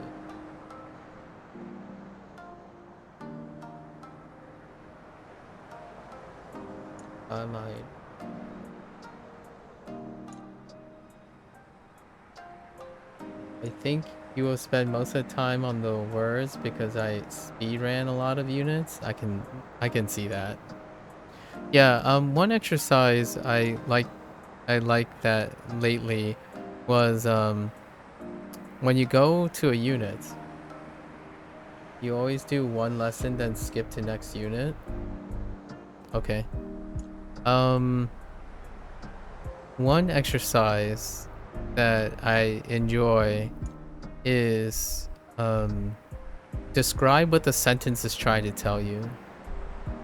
So if you can do that very quickly, you can speed run it if you want. You can attempt to speed run it. I doubt you will be able to speed run it in the way that you're doing it, but when you read a sentence in Duolingo, for example, ask yourself what that sentence is trying to implicitly teach you. I can guarantee you, in my opinion, if you're saying, oh, it's only teaching me this word, oh, it's only teaching me this word, that's probably not the case. Or alternatively, you could ask yourself, how do you explain this sentence to someone else who don't know what Japanese or how Japanese works? If you can do that, then yeah, most definitely. You probably got everything. Because Duolingo doesn't explain any of those things to you. So the question is, did you implicitly know all the things? If you do, if you say like, oh, you know it from somewhere else, then explain it. I do that for fun nowadays. Since vocabulary is vocabulary, you can always pick up new vocabulary using like association tools or whatever have you. I also like arranging all the new vocabulary into units. Like, what does this unit teach? Or is supposed to teach? And I do that too, for fun. Okay.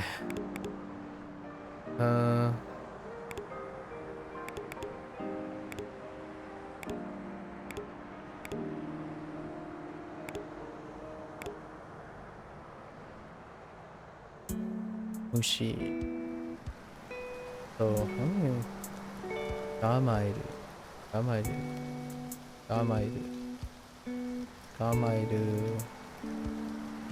Why is Isai? Ramen. Gamairu. Gamairu. Skateboard. Sugoi. Abunai. Abunai noru. These are fine. Sugoi. Abunai noru.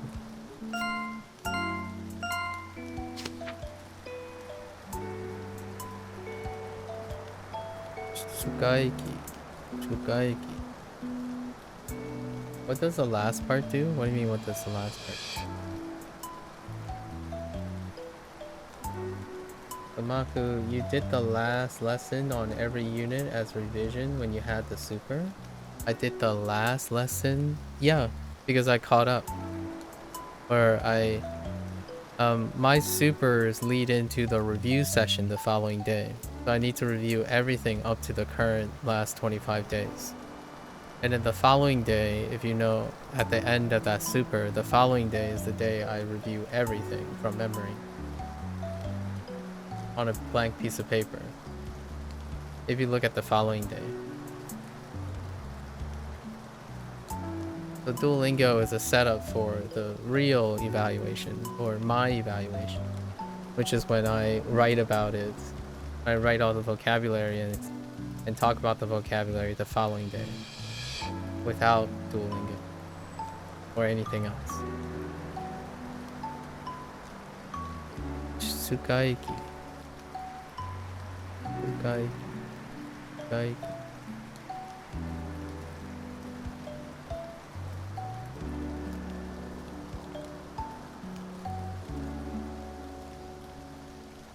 I'm gonna do that soon. Actually, today is day 148. Today is day 148. So in another 2 days, I'm gonna be spending 3 days doing all the last lessons. The lessons in the last 25 days. In Duolingo with keyboard input. Go through that same cycle again. Before the review day on 151. Or 154. On day 154. Yeah, 154. Oki. Oki. Omoi. Omoi. Omoi.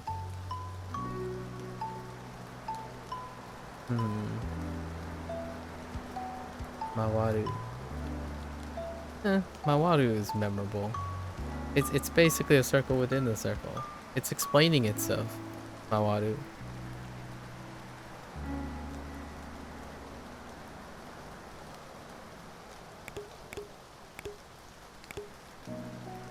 Omoi. Shukaiki. Densha. Noru. Noru hayai. Oriru. Do you have any recommendations on how to recognize when the has a vowel or consonant? Example, u and what is this? All u mean? Do you have any recommendation on recognize the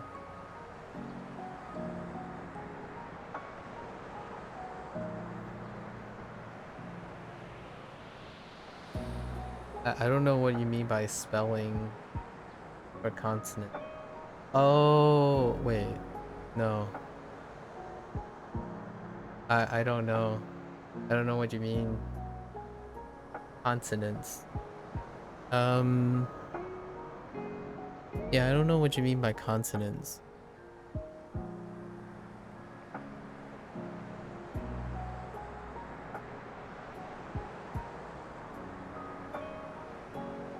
Hang on. So if you had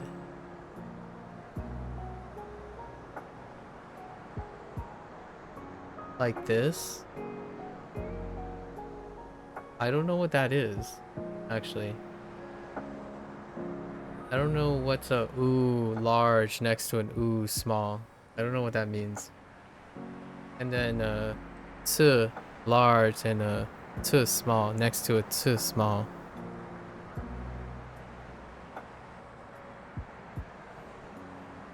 Yeah, I don't know what that means. Some words during the reading, these small letters change the pronunciation. Oh, you're talking about, okay. But ooh, and ooh is not one of them. At least I don't know of an ooh. But yeah, you're talking about the, they are only, I guess they're only spelling. Yeah, I guess it's only a spelling thing. No, you're saying the difference.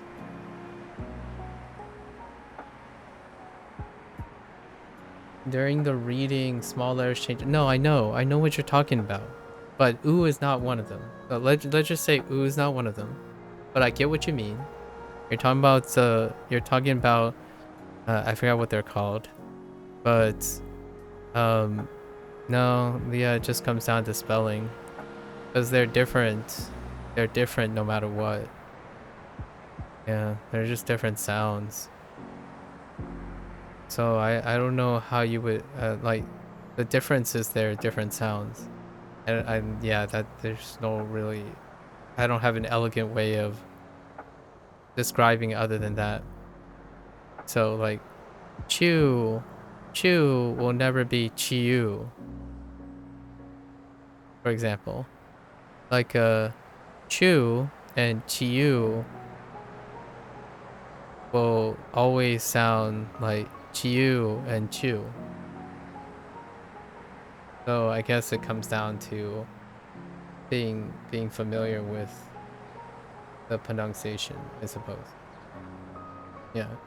Like there's no mistaking them, at least other than writing. Maybe the writing is deceptively small or something.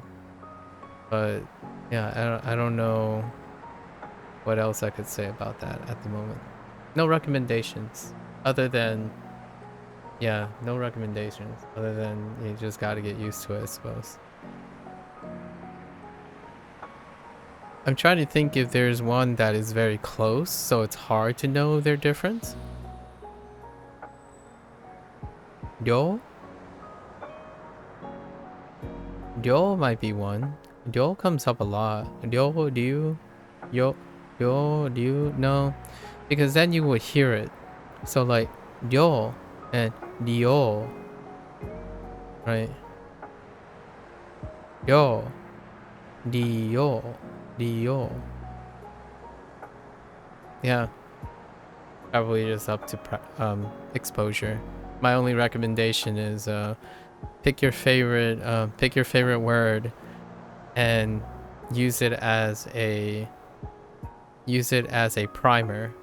So andoryu, even though it's like not a word and a name, there's a ryu in it.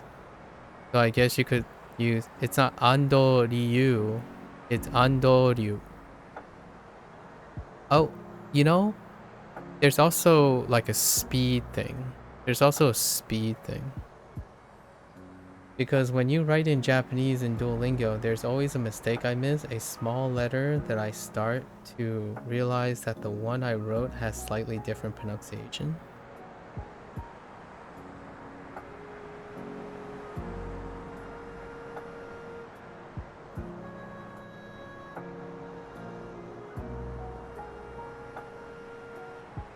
Interesting.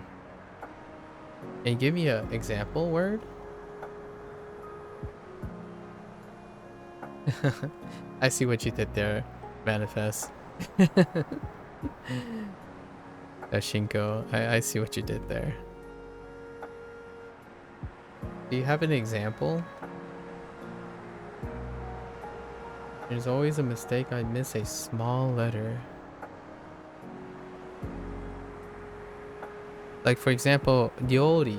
How would you type ryori?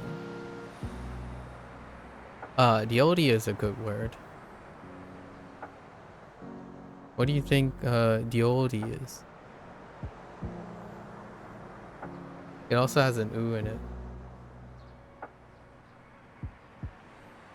First time seeing this gameplay? First time! Oh, you're not gonna see a lot of gameplay. Bensha. Noru hayai. Hayai. Hayai. Oriru. Oriru.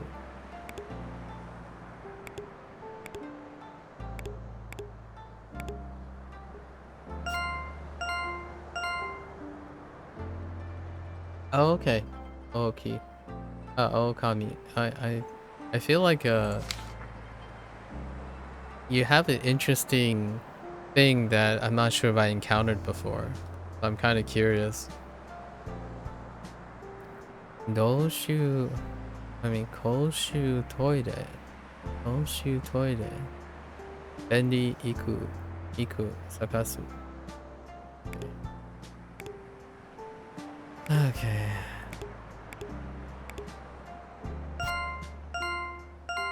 Wait. We're at 2 hours. We're behind.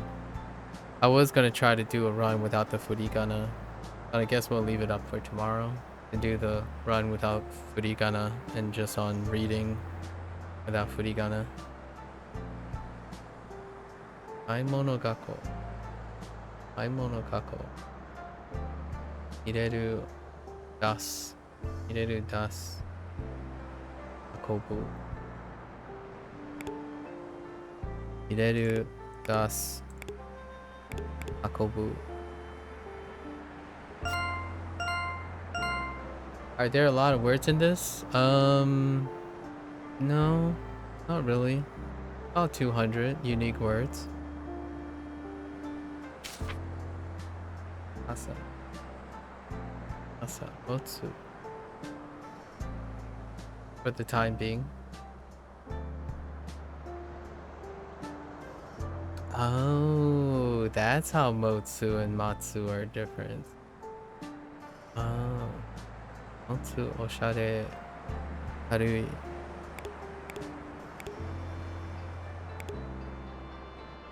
Oops. Harui.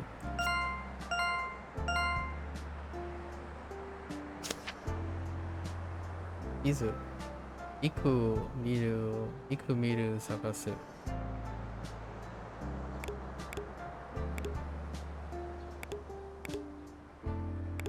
This isn't the gameplay, by the way. I just don't. We're beyond that point at this point. This is the quiz mode. Aban. Ireru das. Otsu.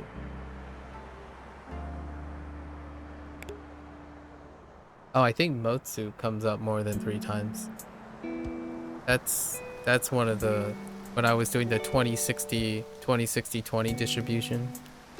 Motsu is one of them. Das is another one. Ireru is another one.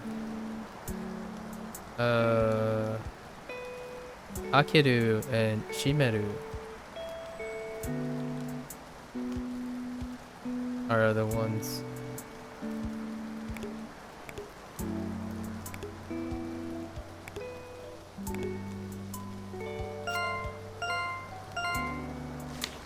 Okay. Anban. Okie. Namae. Yomu.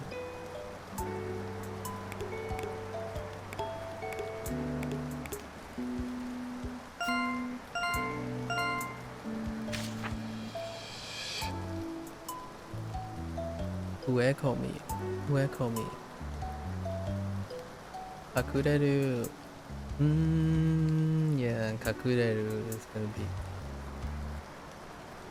It does occur another time. Kakureru. I think that's a twofer right there. Kakureru. Niwa. This is the only instance of Niwa. Niwa. Might be one at a time. Niwa. Shizen comes up twice. Kakureru might be also Shita's card. The Shita card has Kakureru possibly. Oh no, it's not. It doesn't. It has to cover. The kanji is O. The read on the kanji is O. Niwa. Shizen. Kono Tensha. Kono Tensha, right? Kono Densha, and you wrote Kono Denshi. Oh, okay. Oh, yeah, okay. Oh, Densha, yeah. So, my only recommendation is, for that type of thing, is probably how you tell the difference is the mora. So you have to hear the mora. So I think you're hearing denshia, or you might be thinking you're hearing denshia. Instead, it's densha. So like if it's just shia instead of shia, right? So I think most of the time, if you can tell, I've heard about this before. Like I've heard, I've read about this before. Like some people have hear that quite a lot, and you either know it, which that's kind of can be laborious, but the other way is to know the mora. The way I remember motu versus matsu is it has the hand article, you own something holding it in your... Oh yeah, I have no problems discerning motu and matsu. Yeah, that's what I mean by, oh, that's why the radical is that way. It's just I haven't seen them. So now I already know the difference between motu and matsu.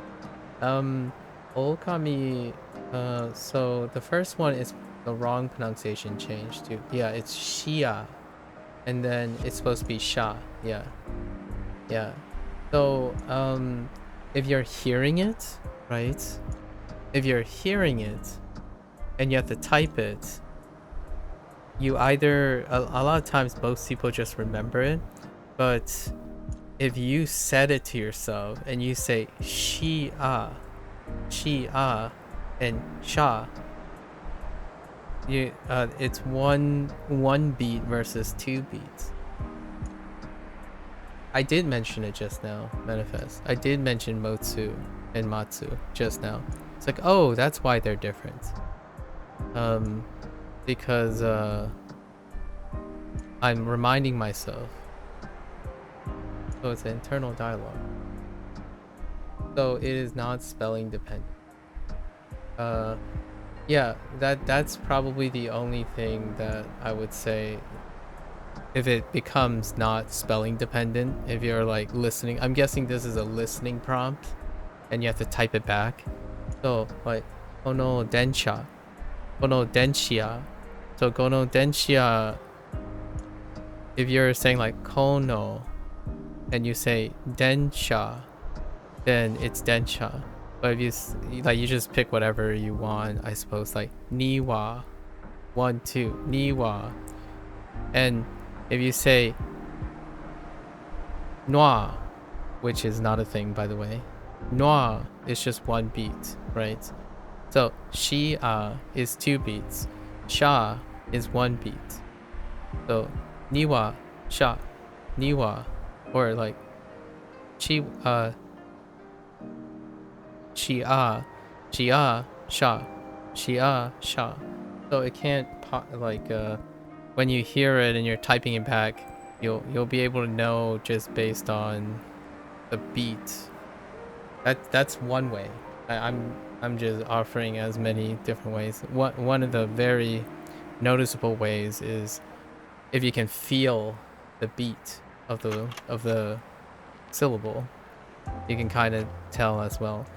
I remember reading something about how people can hear the separate things. So like when I say ryo, right? Ryo, some people can hear ryo. So no matter how many times I say ryo, someone there are people who distinctively hear Ryo. So Ryo, they'll type RIYO when someone says Ryo instead of Ryo, right? Like, or for example, Street Fighter character, right? Street Fighter character, Ryu, right? Ryu would be RIYU, Ryu. But if I said Ryu, they will still probably hear Ryu and they'll type as Ryu. Syllables are distinct sounds in Japanese. Like, you can hear the sound separately in Japanese songs. Yeah, you can, and that's how their brain translated probably. Yeah, so it definitely takes some time to get used to. I've heard, like, I've seen and heard people say this stuff before. I didn't quite understand what you meant at first, but yeah, I have heard this stuff before, and it does take time to acclimate. And singing, it's funny because Manifest mentioned singing, and they do separate the sounds. Yeah, they do separate the sounds sometimes and extend it, because singing is like lyrics, right? So the beats can get extended and contracted. But we're talking about Duolingo here. So Duolingo is the synthetic voices will always keep the beat intact. So like their mora will be intact no matter what. So that's one thing. But I imagine when people talk, and a lot of times it can get like extended a little and contracted. But when you're talking to the person, you probably know what the person means. So it doesn't matter if it's slightly extended or contracted. Like they could say denshia, like just extended a little bit. It's like, oh well, you still know it's train. But densha, not sometimes people can hold, in my opinion, not that all Japanese people do this, but generally speaking, there is some slight wiggle room between the contracted, the lowercase thing that you're talking about. I don't know what they're called. Manifest, you know what they're called? There's a specific name for it. The ones that have the like sha, yo, liu, q, ya. What were they called? But those things, they can vary a little. Yeah, that's all I can really say about it. I'm probably not the great, like, I'm not very experienced with hyper focusing on how long someone holds mora and stuff. Not quite at that level. Duolingo does punish you for those things, which, since you have super, maybe not a big deal, right? Maybe not a big deal. And then when you're listening to people, I don't think it greatly affects the way you understand people or listen to content and stuff. And if you see the reading, if it's written for you, you'll probably know what it is all the time. It's always kind of nice to have those things if you want to pay to the smaller details. And then the other way is basically memory, right? So we're talking about things like tricks and things you can use to practice versus just straight up memory. Don't we all wish we had eidetic memory? Well, actually, I don't wish I had eidetic memory. It comes with pros and cons. But for this very specific reason, don't we wish we can just remember this on the first pass through?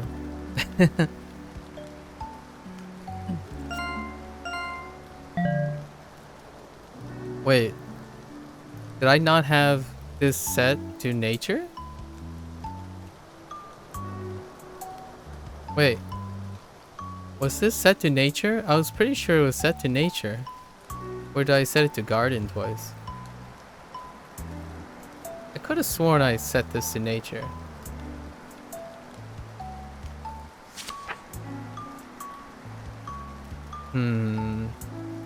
Isu. I need a replay. I swear I'm not making those errors, but gura gura kishi kishi kishi kishi gura gura kishi kishi suwaru.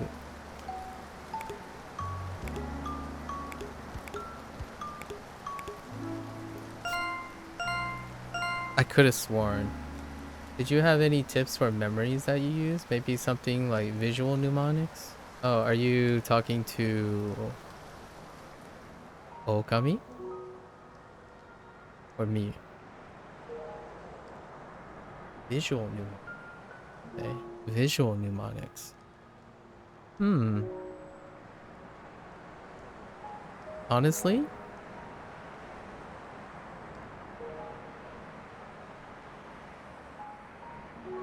Honestly, Shashingo is fantastic. Oh, eidetic. Actually, visual mnemonics. This is great. I think Shashinko does a great job. But I guess you mean the actual kanji itself. That's a good question. I don't think I have any particularly strong visual mnemonics for kanji. Like for example, Suwaru, I actually see a side profile of a guy sitting down on a chair. So I think Shashinko does a great job this way. And this is pretty much the type of thing that Anki decks do already. Where like Suwaru, so if you know Isu, any of these are tethers now. So for visual, if you imagine the Isu wobbling, then you can remember Suwaru. However, if you can picture a guy sitting down on a chair and it squeaks, you got Kishi Kishi. Kishi Kishi. So what happens is, imagine a picture of a guy, 3 frames. One standing up, sitting down, and then Kishi Kishi. Kishi Kishi coming out like a comic book thing in a space bubble as they sit on the Isu. And you can construct the Isu out of the kanji Isu. I don't think that's a great tip though. That's more like creating the mnemonic yourself. I think my only tip for mnemonics is if you create it yourself, any type of mnemonics, sound mnemonics, if you have like aphantasia or something, sound mnemonics, visual mnemonics, generally speaking, creating it within your own context is probably the strongest thing. It takes time though, right? But the time comes with practice, and then practice makes them efficient, and then when they become efficient, it's an investment forward in your skill. Yeah, same with me. For now, it's just repetition. Kana is more suited for something like visual mnemonics, like Ku is shaped like a beak. Ku. Oh, yeah. I could never learn kanji with mnemonics. Like, how for a Yama then would use a mountain? My brain would overthink it. Yama, connect the peaks. You get a mountain.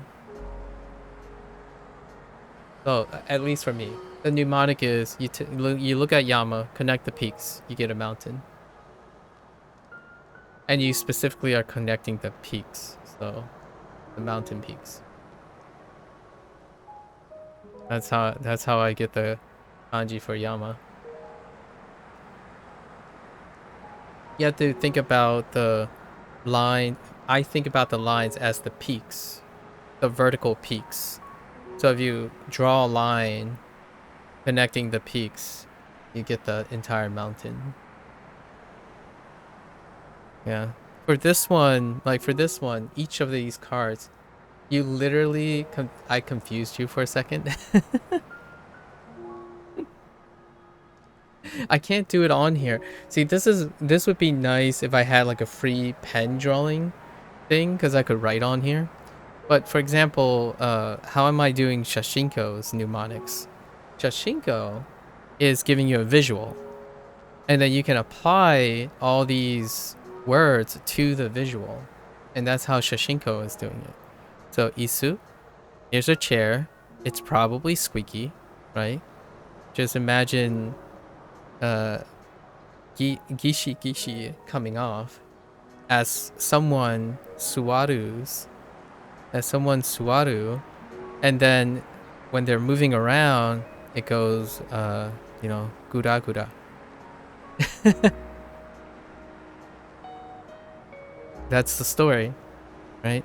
Sometimes you can use Occam's razor if you want. Sometimes you don't have to.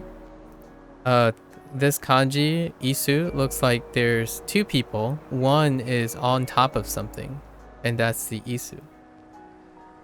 Right? So you can exercise Occam's razor if you want. Depending on your time and how fast you can create a visual story, sound, mnemonic, then the quicker you go about it. I favor a specific amount of time investment, and everyone else has to decide. So for example, what does wobbly sound like? I actually have a sound for wobbly.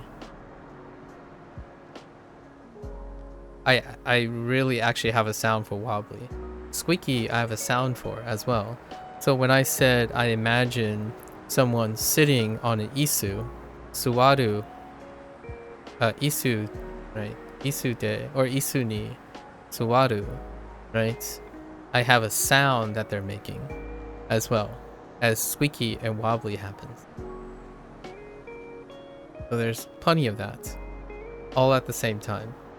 So we're only talking about visual right now, but there's also sound. And then meaning. Meaning is the ultimate, right? Ice cream. So ice cream, amai, right? Amai. Now you have to mention. Now you have to visualize it. Tokeru, right? You have to tokeru. Tokeru. But if you go and touch it, it's tsumetai.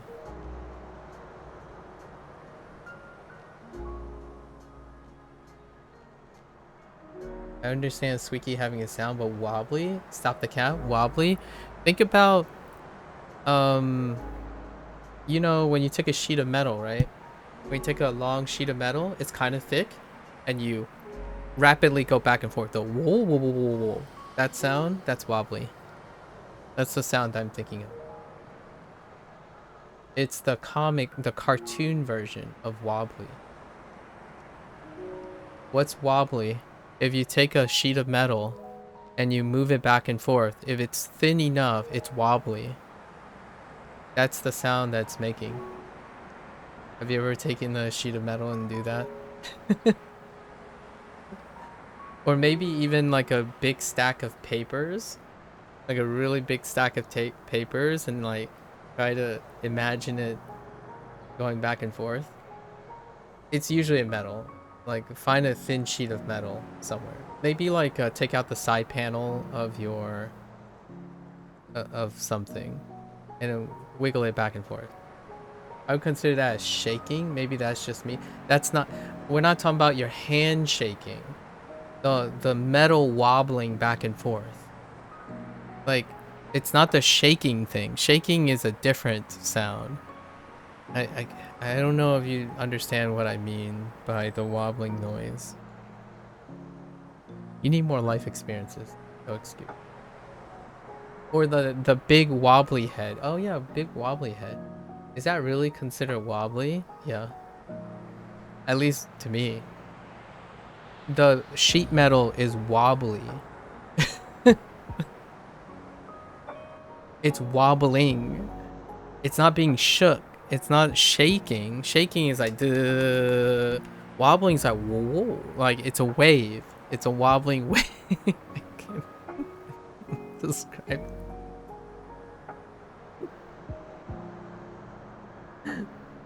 But you're shaking it. You're shaking it. The metal is wobbling. Like there's a difference. It's like so like sokoado, right? Like kosoado, right? You're either talking about from the perspective of the speaker or the object itself. The object is wobbly.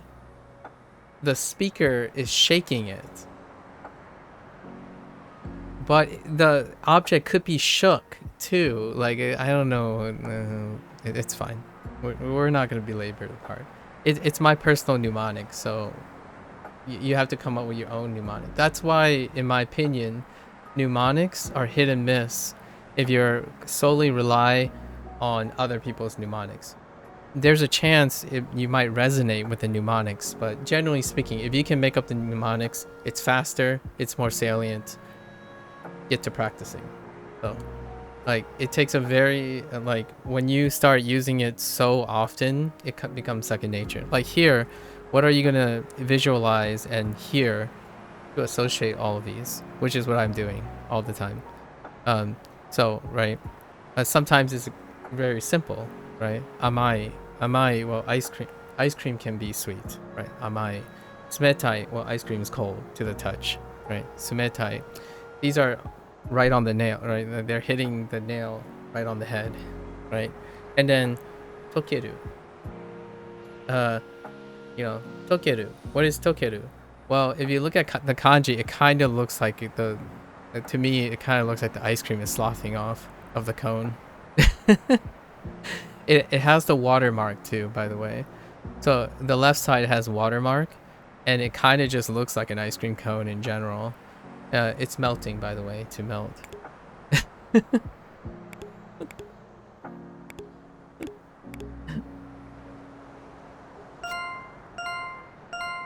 I poop out of luck then. Poop out of luck. No excuses. Oh, there, Lotus. Yeah, the wobbly head toy is great. The wobbly head toy is great. Big wobbly head toy.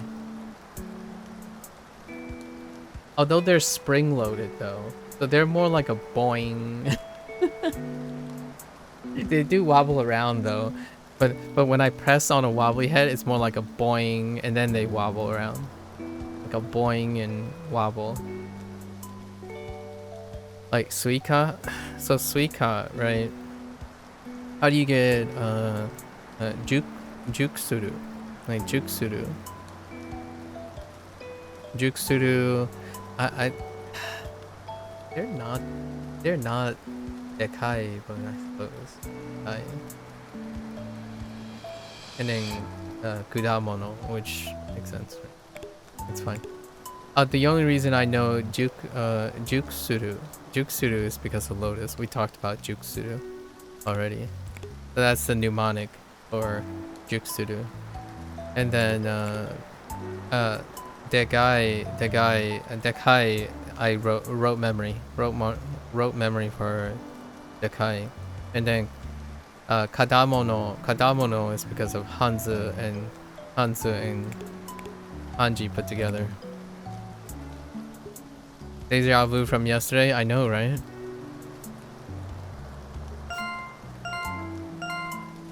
So much deja vu. That's what SRS should feel like. I feel like SRS should be SRS works if you always feel like you're having deja vu. I don't know if anyone has ever thought of it that way, but if you don't have deja vu while you're SRSing, then your memory is not working very well. Sorry, I'm just kidding. That was a little aggressive. Have you heard of a memory palace? It's called, I call it a mind palace. I think the phrase is a mind palace most of the time. Heard it since the show Sherlock? Yeah, a mind palace. Yeah, that existed before Sherlock. And I use a mind palace most of the time. Yeah, the mind palace technique, a lot of times, no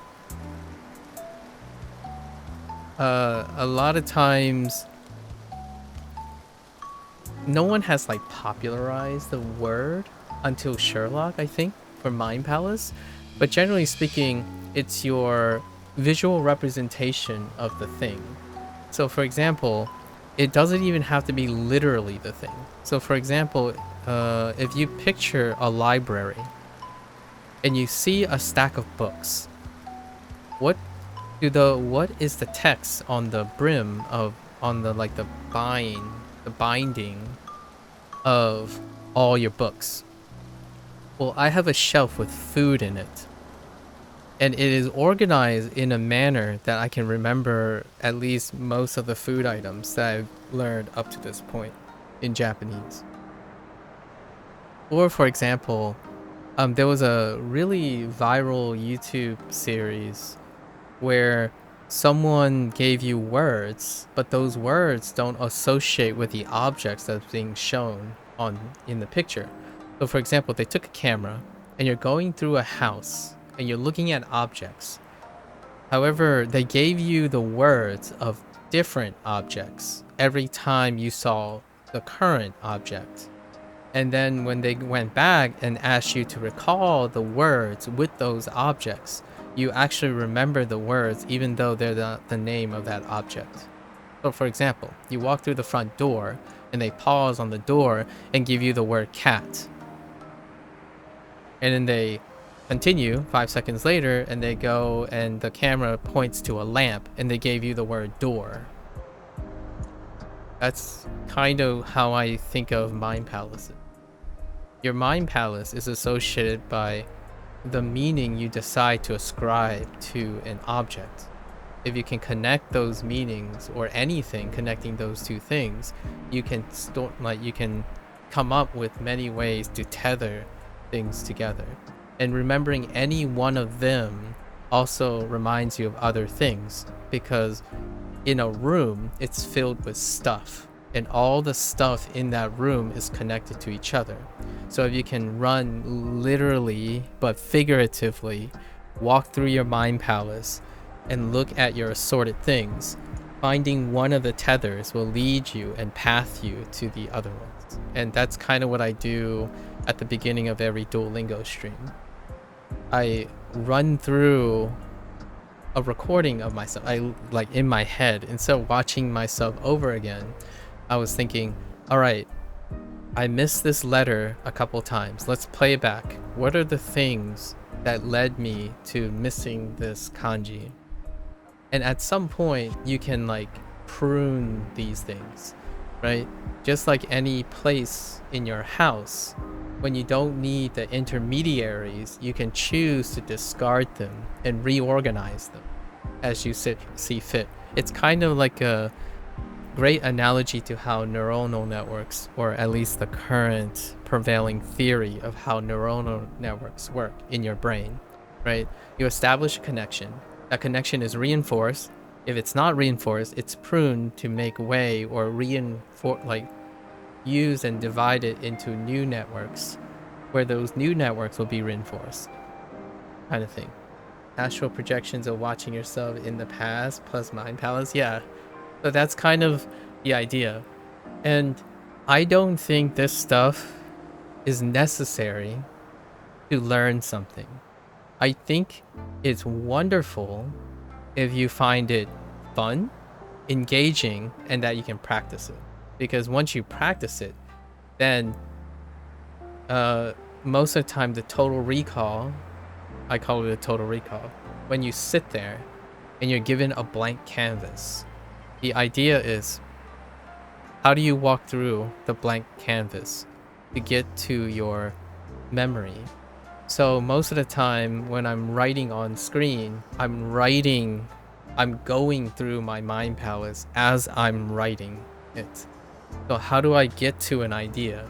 I start by where I think the idea is, find all the connections of the ideas, and then finally land on a take-home message, right? So all my ideas are arranged in some way, as opposed to yes, I get it. People think that SRS, this stuff, it's well, you're not constructing anything, right? You're not saying soda. When you're thinking of soda, you're not saying that there's kaze in soda, right? And soda could be akarui, and you're not saying that all in Japanese, for example. Well, you can, if you want, in your mind, you can connect these things. Do you want to do these things? Well, that's up to you. So you can shelve these, or you can create the story yourself. And the more you create your stories, the more likely your mind palace will be filled with different images. You could literally picture, like, I don't know, one of those old, what do you call those?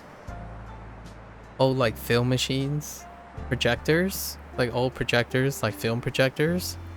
And you can see little clips rolling. Like, Soda. You walk outside, you look at the sky, and you're covering your eyes, like you're shading your eyes. Akarui. But sometimes you walk out and it's like kumori. Like, nice. And then occasionally you'll feel kaze. I'm saying it in English and then I'm substituting in Japanese. But what's happening is that I'm picturing it happening, right? The thing that's happening will be connected. And since we spent like 3 minutes talking about this, this card with Soda, Kaze, Marui, Kumori, sorry, Kumori and Akarui is going to be salient for tomorrow. And if you just happen to see me do this again tomorrow, you'll probably feel deja vu all over again. That's kind of the idea. It's your mind palace at work. At least in my opinion. So sometimes stopping to do something well may reduce the amount of time that you need to repeat the thing. So it's kind of hard to say when people say, oh yeah, but if you get faster, you're learning more, or it's being more salient. It's like, well, sometimes it's not. You only remember what you want to remember. Like, for example, there's a hidden meaning in here. I don't know if you notice a hidden meaning. What do you think is the hidden meaning for me here? There's an extra layer. So in my mind palace, there's another connection here. There are actually several connections.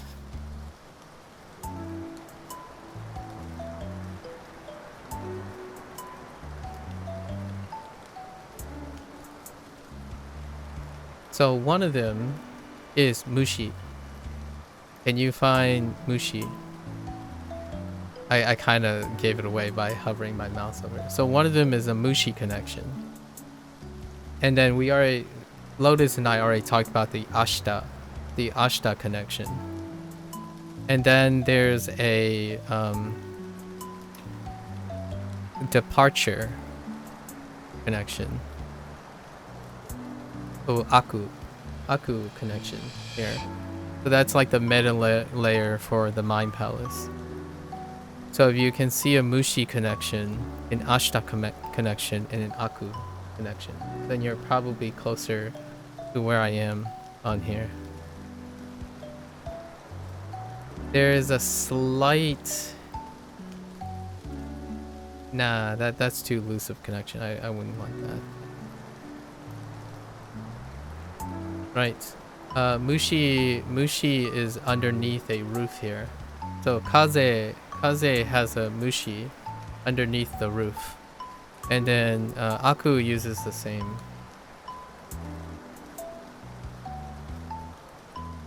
Yeah, Aku uses the same kanji here. Oh, yep. Anyways, thought I'd demonstrate. Shido is like kind of a boss. I really don't know where we're gonna go with Shido.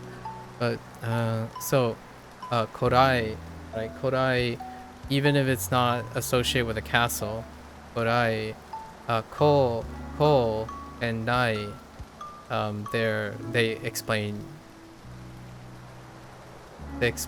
some of the meaning already, right? And Dekishiteki also is self-explanatory at this point. My mind palace is stuck with Rekishi.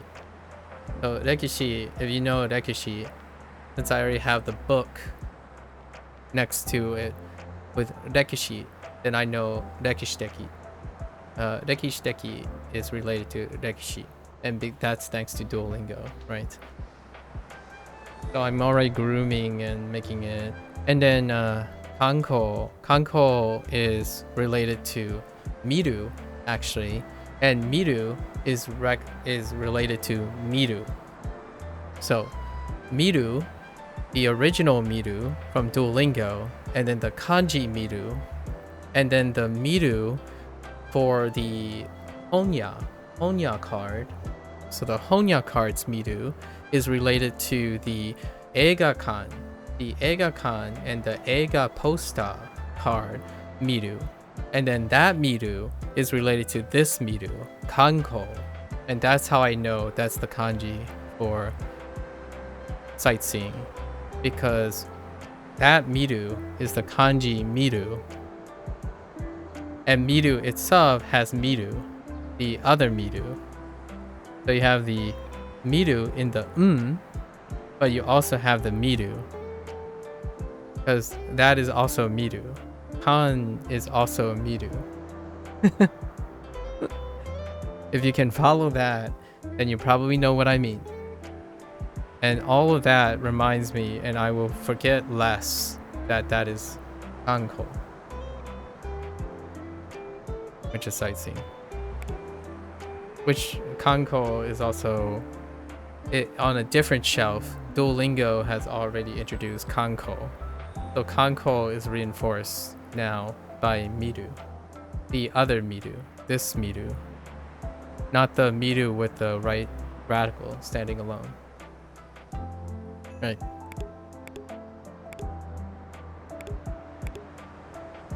I don't say any of this out loud. I just say, oh, Kanko, sightseeing. Rekishiteki, historical. Actually, I don't even say the translations anymore. So we're in the reading process, so I don't say the translation out loud anymore.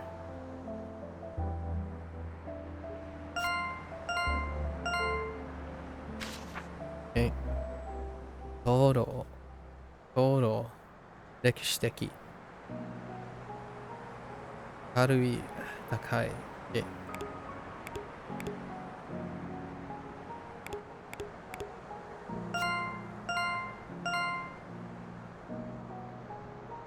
I have a weird thing with this one, Toro. Well, this icon right here, it's a person embracing the street light. Just imagine a person just like, there's a street light like right here, the light source right here. Because almost all forms of, pretty much all forms of the light, it has this kanji in it, like gaito, chochin. Chochin has this kanji. So even with all the separate reads, if you can attach it, you can pull all of them, right? They even have different reads. Well, not really. Gaito, to is still the same on gaito, but chochin is not. Right, chochin is not, and you kind of associate them in that way, even if the words are really different. If it's one element, you can often manage one element. If you can reduce it, if it's two elements, you might be able to manage it. But constantly reducing the bridge makes your mind palace more and more efficient. How close the books are stacked together and how they're organized, right? Takai will always be go, right? Go. Because go is next, is on top, it's in the Chinese section. But the Chinese section is in the same row as Takai. Right? Gao, oh sorry, Gao, I said go. Gao, as in like Gao Xing, right? Gao Xing. That's the same character for Gao. Right? Oh, and this character here is related to history in Chinese. right here too.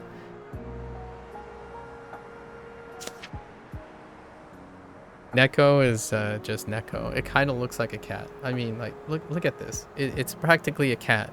Look at that kanji. It looks like a cat. You kind of want to pet it, you know? Kind of want to pet the kanji. Speaking of pet, they didn't put pet on this list. They substituted it out. How does this connect with Inu? So Inu's card, if I know Neko's card, I know Inu's card because cats and dogs are associated in my head.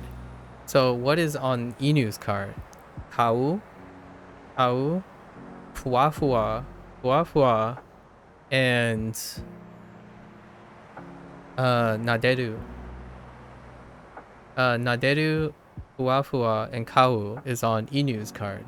Because I know it because I placed Neko's card right next to Inu's card. Those are the three words on the back of the Inu card.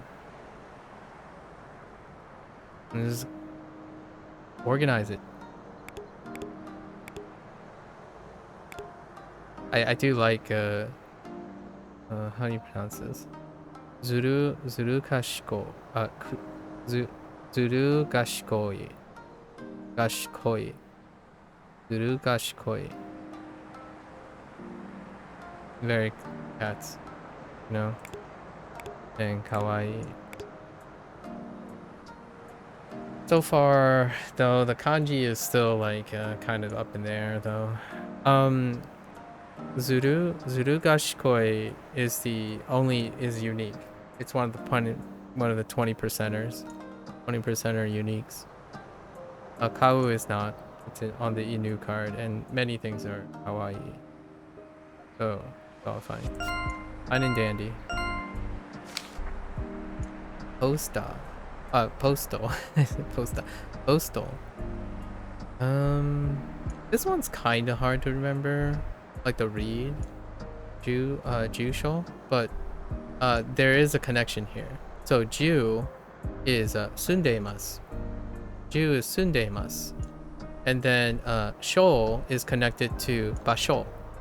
So if it's a place you live, then it's an address. Jusho.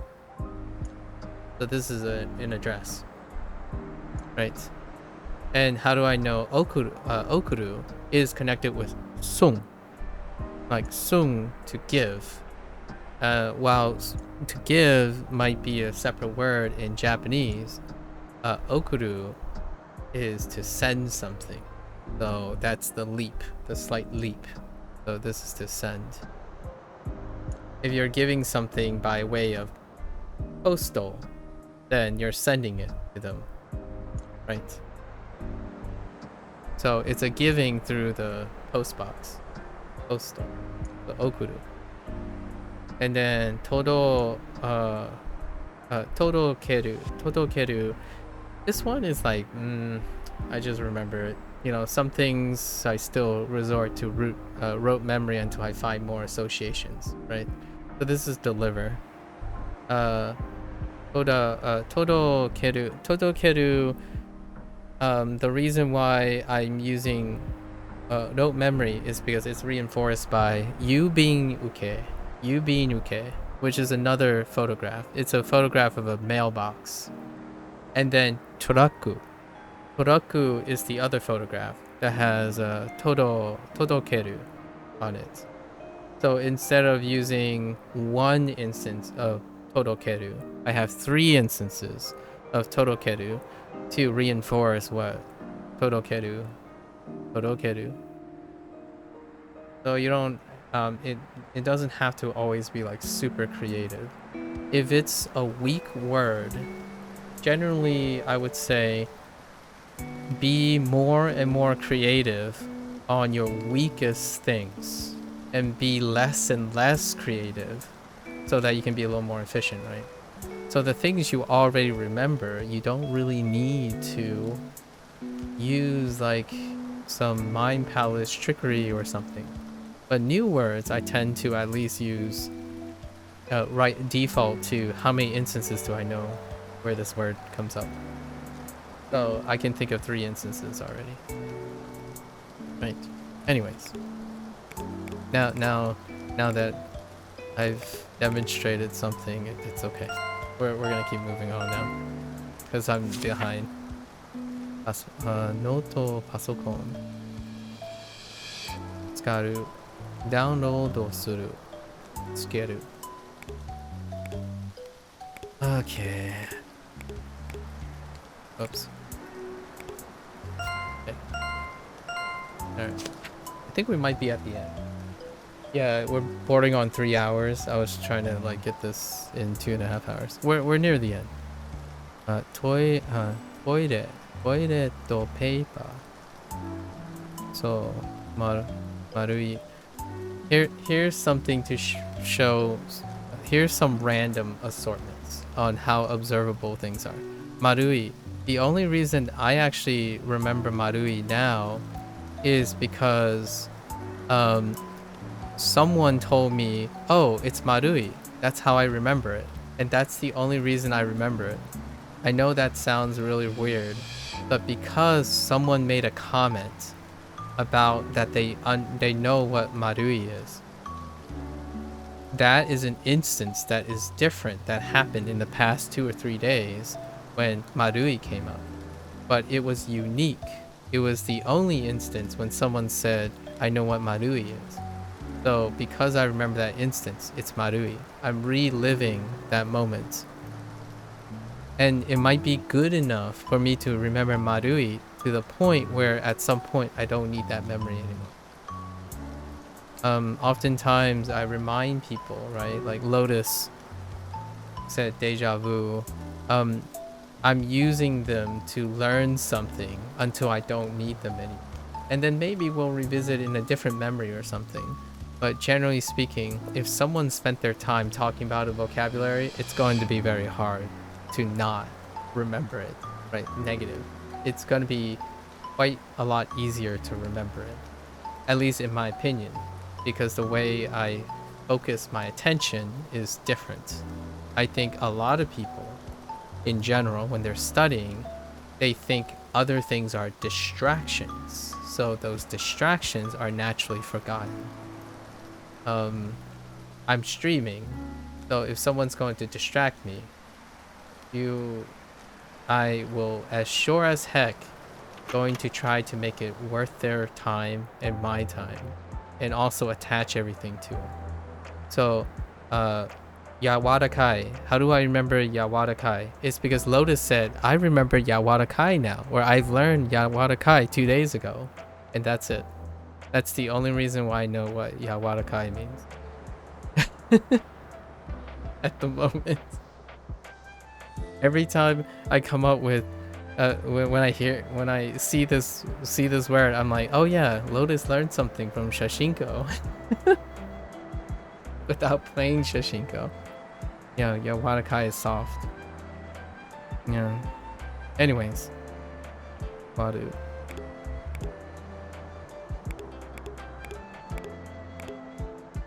Yep. That's it. It's that simple. I'm kidding, it's not that simple, obviously. So I don't want to make it sound trivial. I think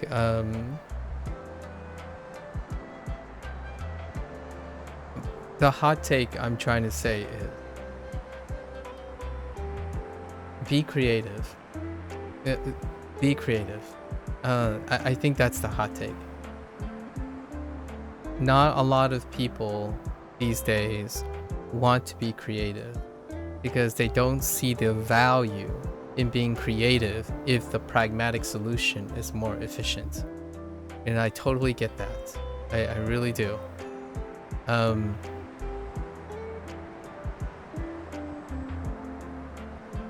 There are things that are incredibly hard to demonstrate when one isn't creative, and that often leads to confusion.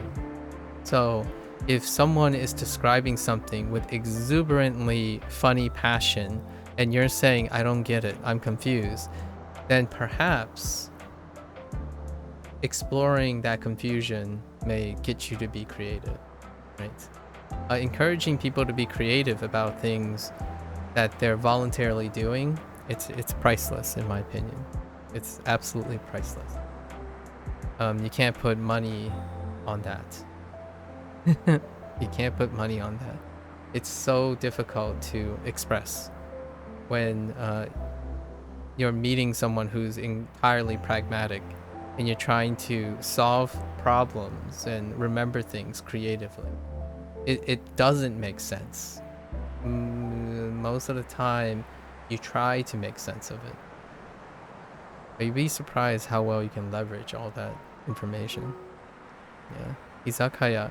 Well, izakaya, we know osake, right? Osake. Sake is in there. Sake and ya is the classic ya for stores. And then izakaya this thing has a bunch of places where it deals with an element of relaxing. So when you think of izakaya, I think of a relaxed store that sells alcohol. Izakaya. That's how I remember this kanji. And how I will be able to write this kanji. It doesn't matter if that's what it literally means. Right? I won't tell people, like, I mean, I'm saying it out loud now, but you have to remember that it really doesn't matter if if I use wrong mnemonics. If I get the kanji correct and I say the right kanji or the right read, most people won't know how I got it because I wouldn't be explaining it in the middle of a conversation. But that's how I see it. I see it as a relaxing store that sells alcohol. That's how I get izakaya. And when I think of izakaya, I think of holding a beer, right? Waiting to say kanpai, like kanpai, right? Kanpai, because I love doing that. But then I wouldn't really be drinking it, but that's nomu, right? Nomu, kanpai, nomu. And oftentimes izakaya is a relaxing place because lots of people can afford to go there. So tero, that's affordable. Tero, tego, sorry, tego, tegoro, sorry, tegoro. I'm misreading, sorry, tegoro. Tegoro is affordable. Sometimes I don't even know the reads or the kanji, but I know what the meaning is. So the question is, when someone says tegoro, do I think of affordable? Yes, I do. Especially if I walked into an izakaya right now.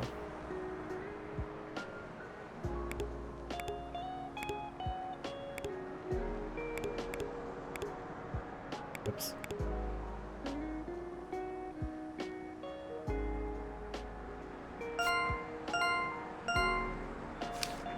Okay, suitcase. Das. Ireru. I think the devs constantly have das and ireru next to each other, so you can form this relationship.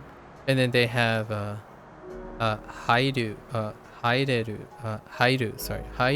next to deru. So das, if you might not, sometimes people, might confuse das with deru, or forget the read that is deru on the one hand but das on this end, because they're related by their kanji, but the meaning is also relatable as well.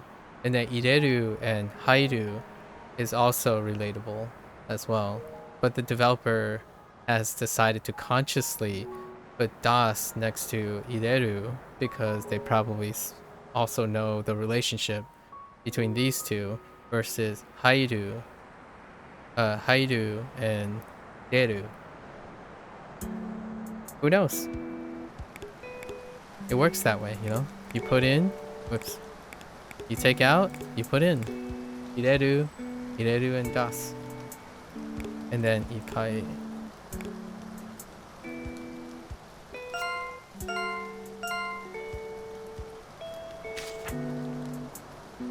Heiburu. Okay, and then you have ue and shita, right? Ue and shita.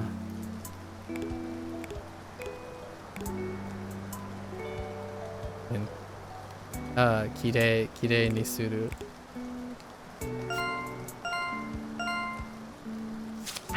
Yeah. Keijiban. I will always remember Keijiban because I remember Kanban. So if I see a Kanban, I will know a Keijiban. That's pretty much it. Because of Shashingo, it introduced two things that are attached to one tether. So now I know Keijiban and I know Kanban.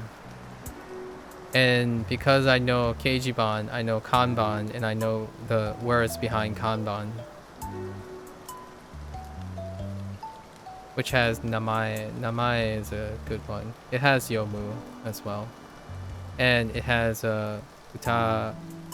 Pretty sure it's Utairu on that's Tairu. Tairu. I might be missing the third word. But I know Yomu is in it, and then Yomu's on it, and Namae is on it. Oh, Oki is the third word. So Keijiban reminds me of Kanban with Oki, Namae, Oki, Namae, and Yomu.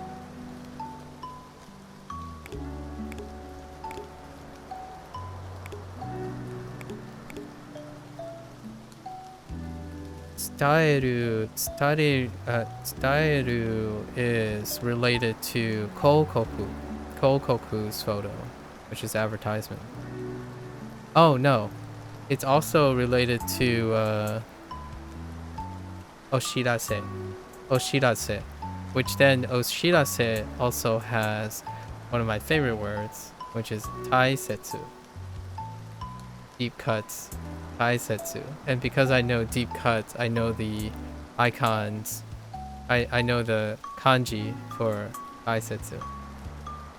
Or Taisetsu.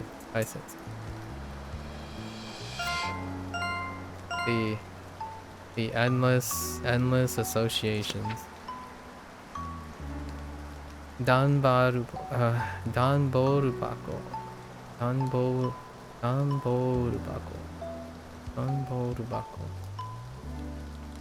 So we got Hakobu.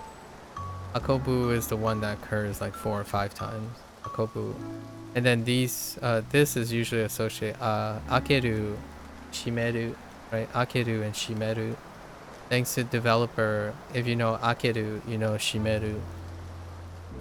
And then, Tsumeru, I don't think that occurs too much. I don't think this occurs too much. This might be unique. There might be one other instance.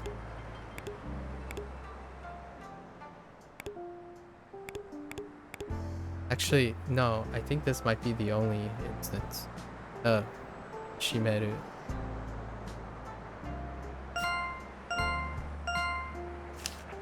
We're almost there. Fukuya. Yeah, I'm so behind. Fukuya. Fukuya. I remember Fukuya because Fuyan. Fu? This is Fu. Not that it has anything to do with a clothing shop, but still. Fuyan.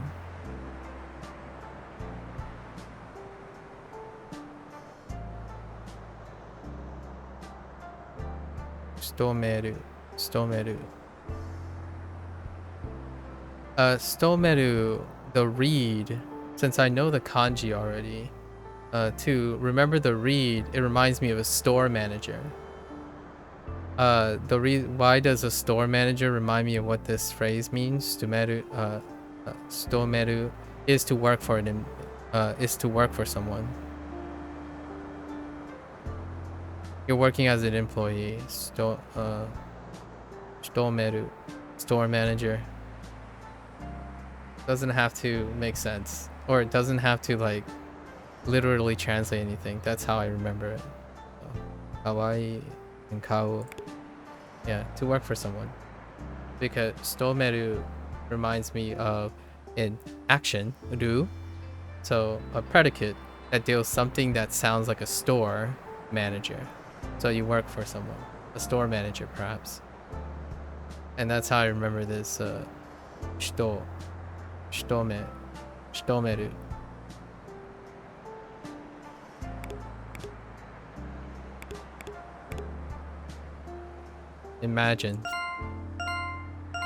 Imagine it. Okay, karaoke. Ureshi utau warau. So, warau, if you squint really hard, you can see a smiling face in it. In fact, you might be able to see like a smiling cat face. Perhaps. Smiling cat face. And a smiling cat face typically means they're laughing. So this is laughing. And then ureshi is happy. Because it just sounds happy. I'm just kidding. Ureshi. Someone made a comment before. I think Kamiya. It might have been Kamiya. I don't know if it's excuses, but that is not so subtly looks like the feminine marker, right? And feminine marker is positive. Someone said feminine marker is positive, and I kind of liked it. The ureshi is positive thing, so it's happy. Not that it has to make sense. This is happy. Ne utau, that's ge. That's ge in Hanzi.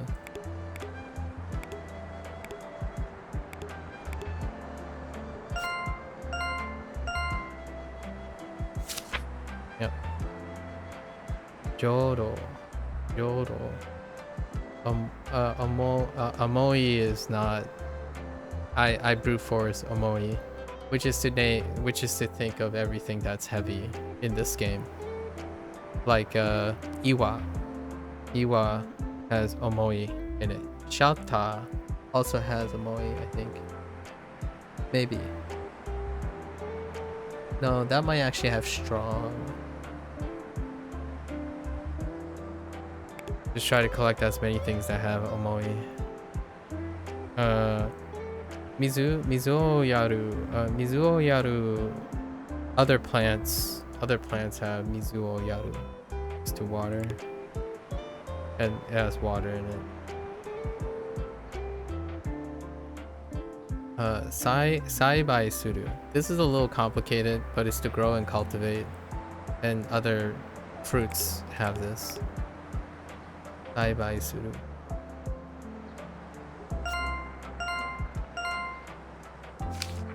Okay, Jinja. Jokyo. Jukyo. Yeah, Jukyo is gonna be kind of tough. Jukyo. That's kind of tough. Ojigi suru. Ojigi suru is okay. Ojigi suru. And then we have Inoru.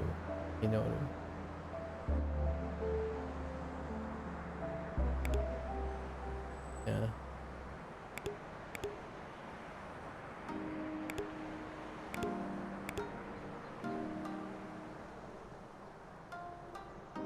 I like the O. The O kind of gives away Ojigi. Ojigi suru. Like what Ojigi is. Ojigi suru. And Shokyu. Shukyo is gonna be tough. Shukyo for now. Inoru.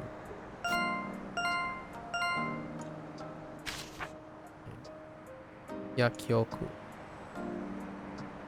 Hanashi. Itai. Shikoshi. I think I remember Itai the most is because Lotus uses this word to describe how his head hurts sometimes and his throat hurts sometimes.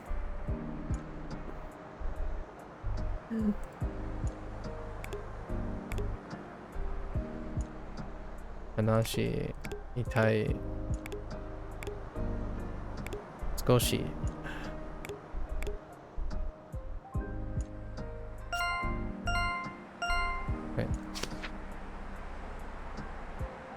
Okay.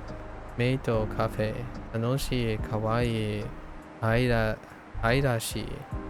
Yeah, I is close to I actually. I is close to I.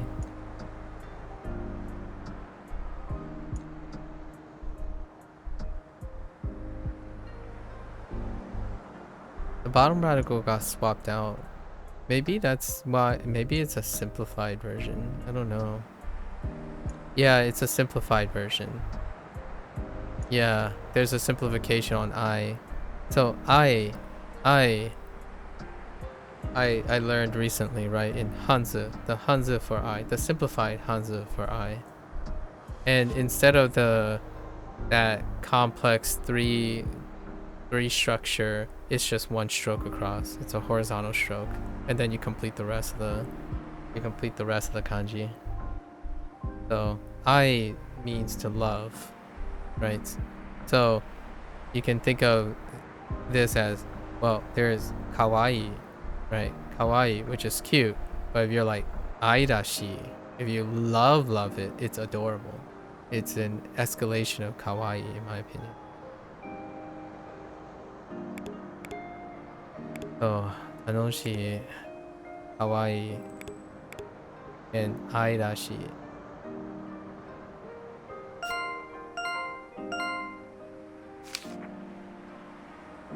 Yeah. Itensha. Osoi.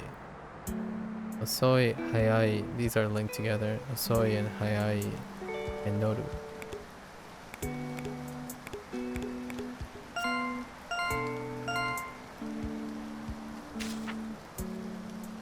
Nomimono.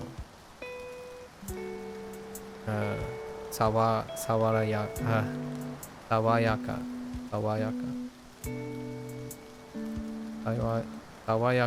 Sosoku couple times. Sosoku. And then nomu. To pour. Drink.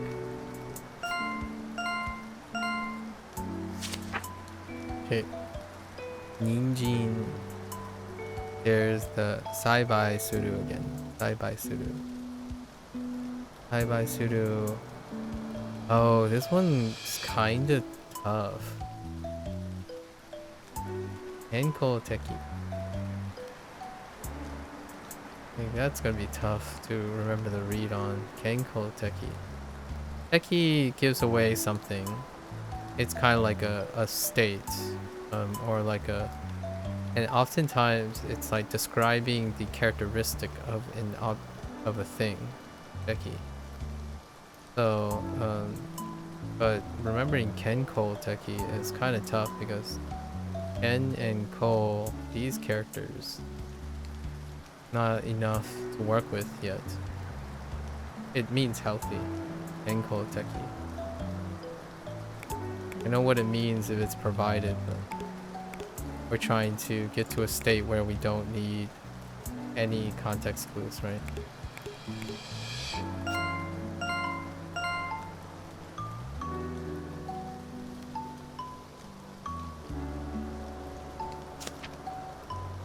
Ringo. Kudamono. Shaki. And then yuksuru.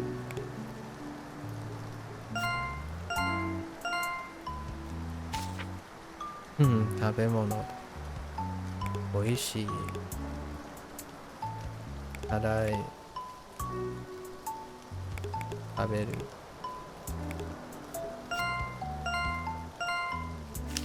I gotta go.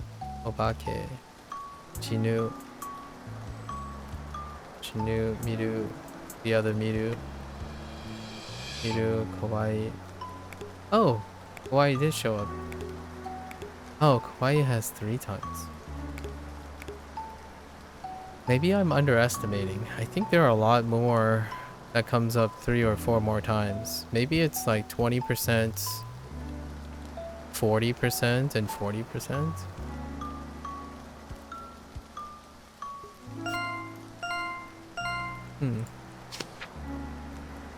Ramen ya oishii. Taberu. Kusuru. Slurp slurp. Slurp slurp ru. Slurp slurp ru. Cafe. Oh, this one's gonna. No, not this one. Benkyou shimasu. Benkyou suru. This one, Kusudoku. Kusudoku is.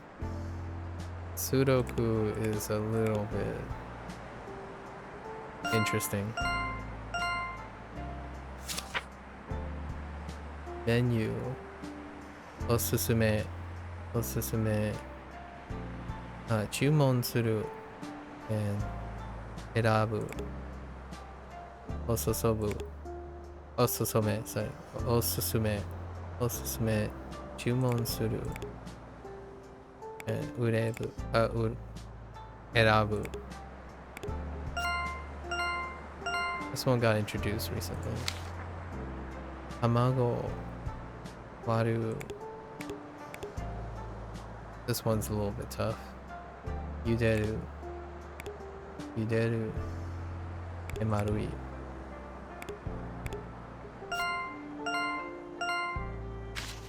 Okay, daikon. Daikon kiru.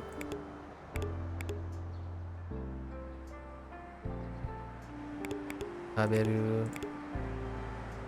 Yasai.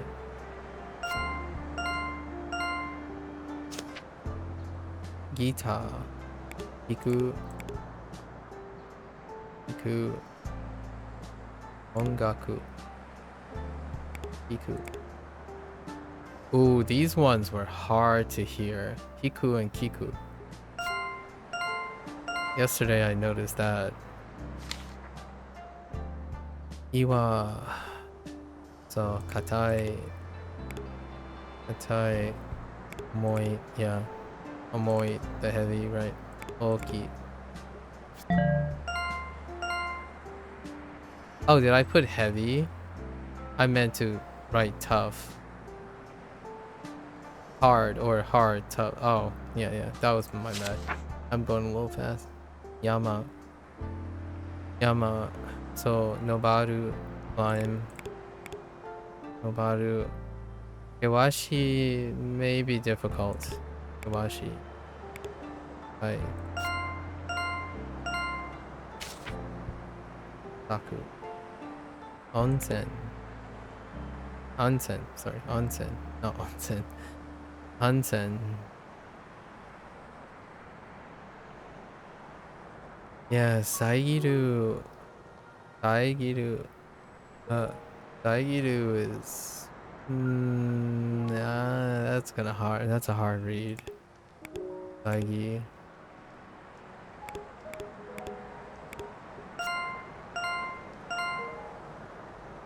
And I'm not saying that it's a hard read because I will forget it. If I say it's a hard read, I might remember it. Right? Like I'm saying, I should really pay attention to this. If I'm saying something is hard, it means I should pay some special attention to it. So the next time, maybe tomorrow when I come back to this, if I say the same thing, like, this one's hard, I'm like, oh wait, Saigiru.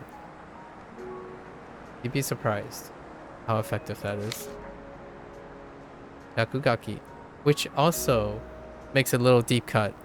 If you constantly think everything is easy, then you no longer leverage things that are hard.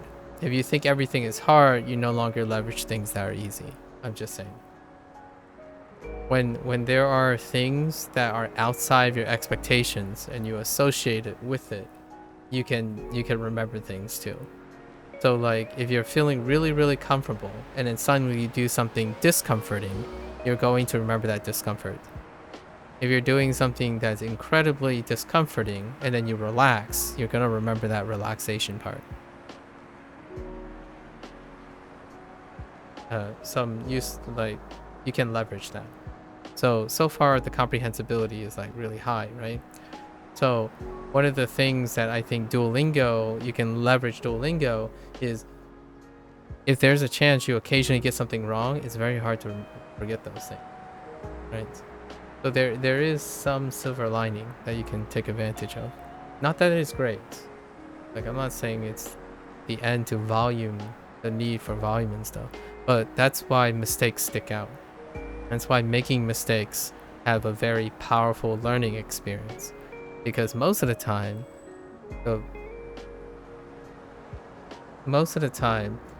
how powerful the mistakes are is almost proportionally opposite, inversely proportional to how often you think you're right. So you spend most of the time in a state where all your expectations are always met.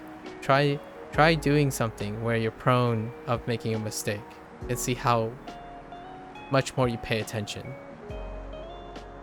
So that's kind of the whole idea of like the comprehensible input.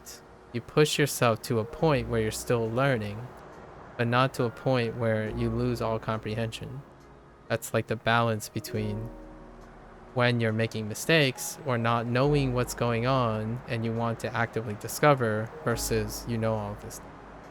So oftentimes when someone comes to me and say, oh, I already know all this stuff, or I know this stuff, it's like, well, okay, I hope you do. Because that stuff, you're probably no longer going to learn anything from them unless you choose to attach them to something you don't understand anymore. So that's kind of a way to reinforce something, right? If you're focusing on the things you know, but not reusing the things you know to learn new things, then those things you know will become lax and complacent and fall to the side. So it might be harder and harder to recall them in the future.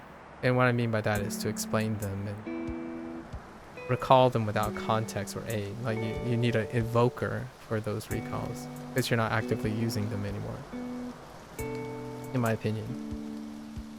Nakugaki. So in that way, I would say the more often you can invoke older memories to support new memories, right, the more likely that they will continue to be valuable and stronger and stronger. So I always like the idea of comprehending just enough to use as a learning experience. And that's what I'm doing here. It doesn't matter if I'm not fluent or conversational. I'm using my existing knowledge to bolster new knowledge. So all of them will be there with me. Karafuru. How do I know Karafuru? It's introduced in the unit where they described a chameleon in Duolingo. And Karafuru is a na-adjective because of Duolingo. So is Duolingo valuable? The answer is yes. It's as valuable as the memories you use to leverage in learning everything else. Right? So I might not know what Kaku's kanji is, but I know what Kaku means because of Duolingo. And I actually don't know which Kaku Duolingo is referring to, but I have both Kakus in Shashingo. So now I know both the kanjis. At least two of the Kaku kanji that I voluntarily saw in Jisho because I was curious. Right? So the Kaku that I know has a kanji now in Duolingo, but here's the other Kaku. You just finished that unit in Duolingo? Oh, what a coincidence. Mystics. Yeah, so that's kind of what I mean. Yes, I know it's not the fastest thing in the world and whatnot, but all the memories you have, you can continue to attach them. They'll be with you forever. Find creative ways to connect all of them. Like Rakugaki. Oh, just so you know, how do I remember Rakugaki now? Rakugaki, that graffiti that I took a picture of, is actually the logo for Autumn Pioneer, the developers of this game. So that's Autumn Pioneer's logo. And from now on, I can't forget the kanji, Rakugaki. Oh, which by the way, if you're wondering where the Duolingo tether is, look at Gaki. Ga in Gaki is Kaki for the other write or paint or draw things. So when you got right, that's the introduction Duolingo. That's the kanji for that. So rakukaki, right? And then they have the other kaku here. So lots of things to aid in your memory if you want it to be. Iho is gonna be tough though. I don't have anything attached to Iho. I don't even know if I'm gonna use this word. Iho, illegal, rakugaki. Yeah.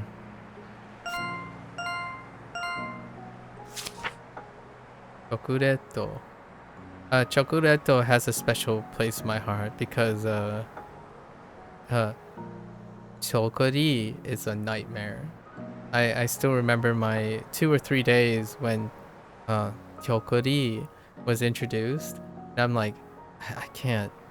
Is it like I was just sitting there saying chokuri over and over again, and I just couldn't get it, and that was part of the Chinese thing. So chokureto, right? Chokureto, special place. Amai kari kari and oishii.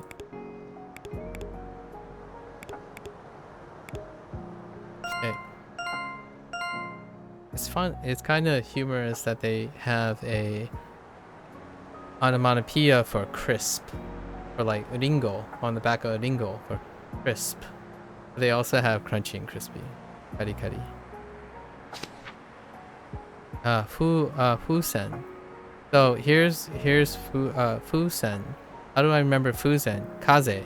Kaze is on the left under fu. And kaze is also introduced in soda. So on the back of soda, there's kaze. And that's how I know that this is fusen is for balloon, because there's air in balloon, which is in the sky with soda. And the air is passed with kaze. So kaze has to be part of fuben. Fusen.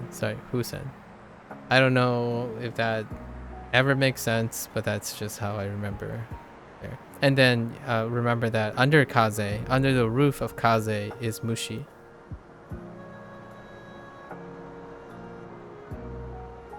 Okay. And then we got actually, I don't know if I have anything for this. I don't have anything for this yet. Fukuramas. Fukuramas.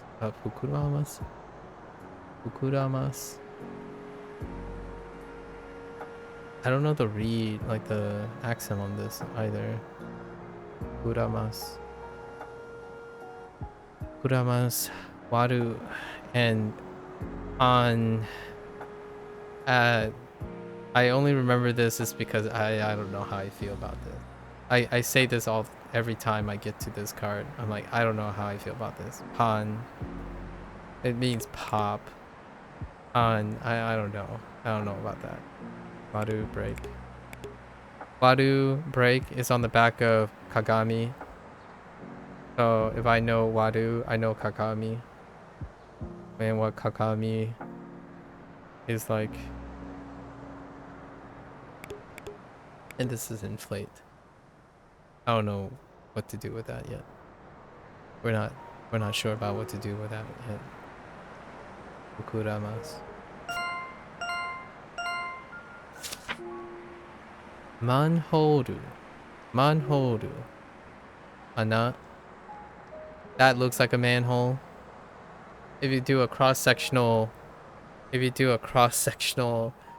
cut of a manhole, there's a hole. Like, you know, the lid, you take out the lid, you go down a hole. That's ana. This is hole. Ana. Marui, already self-explanatory. Marui. And then kinzoku. Kinzoku. Jury's out on that. Keen is keen. Lots of keens. We've seen lots of keens. I don't know about zoku.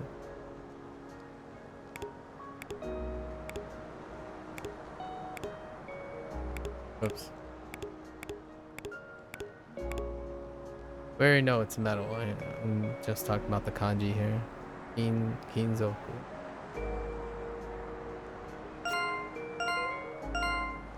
Kin deals with metal.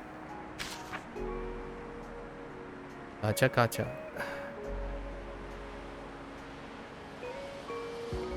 Mezurashi. Mezurashi.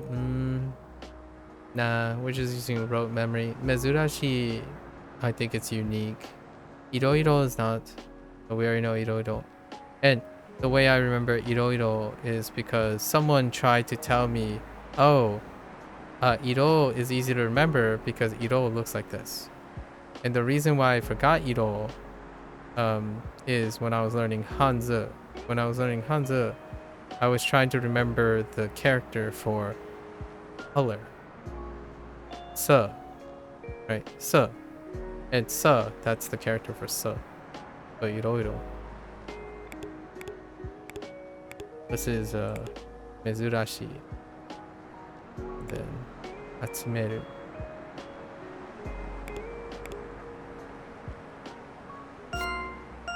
Atsumeru was also on the back of Figure.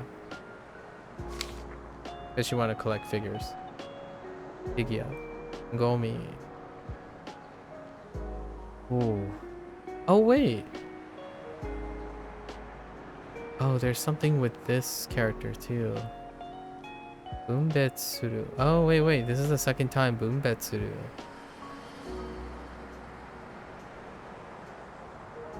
Okay, Boombetsuru. Steru. Steru. And Sai. I think this is the only Kusai. Sai. And this is Suteru. Suteru. Steru. Steru. Steru. Kusai. This is the second time, yeah. Ben. Boombetsuru is to sort. Boombetsuru. Which one was it? Oh, it could be pack, actually. No. Boombetsuru.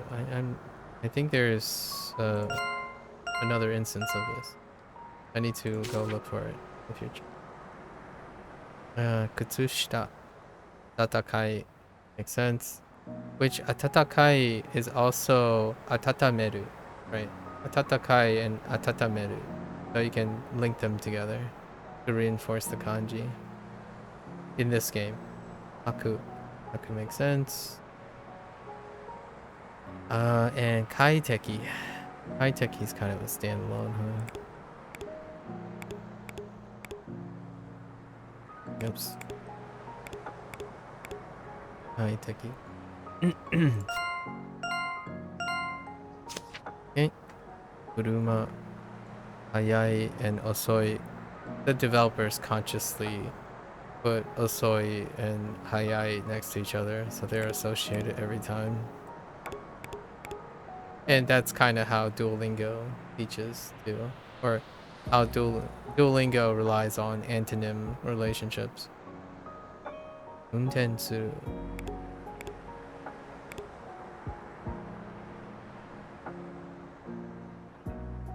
Untensuru is on the back of Turaku.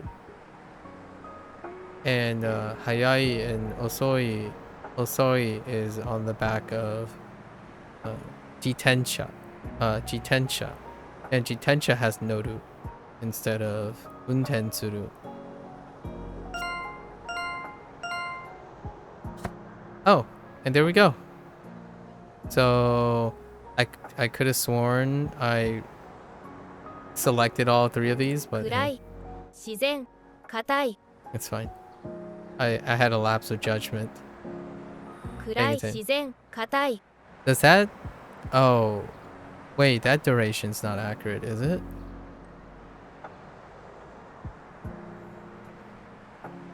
That can't be correct. That duration is not correct.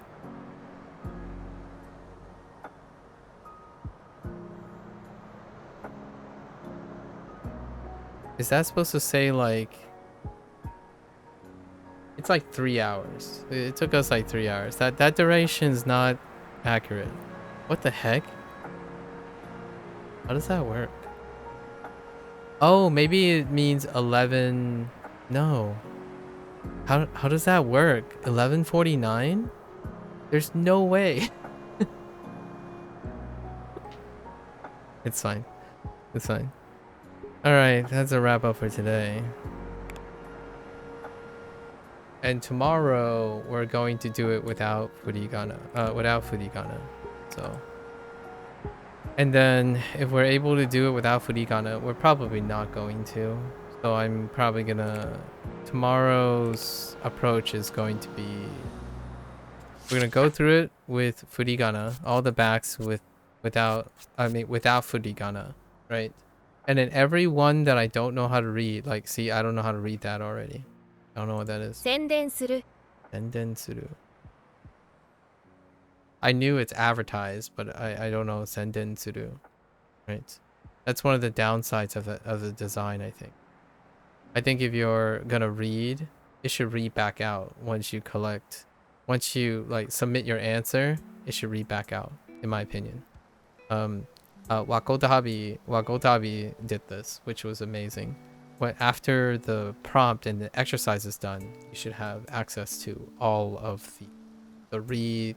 Maybe you can add the furigana back into it for the reading. It should be comprehensible after the fact, as opposed to comprehensive after the fact. To allow someone to like synthesize the information immediately. But yeah, like there are gonna be ones like this one's gonna be tough. Right, because I don't know miryoteki.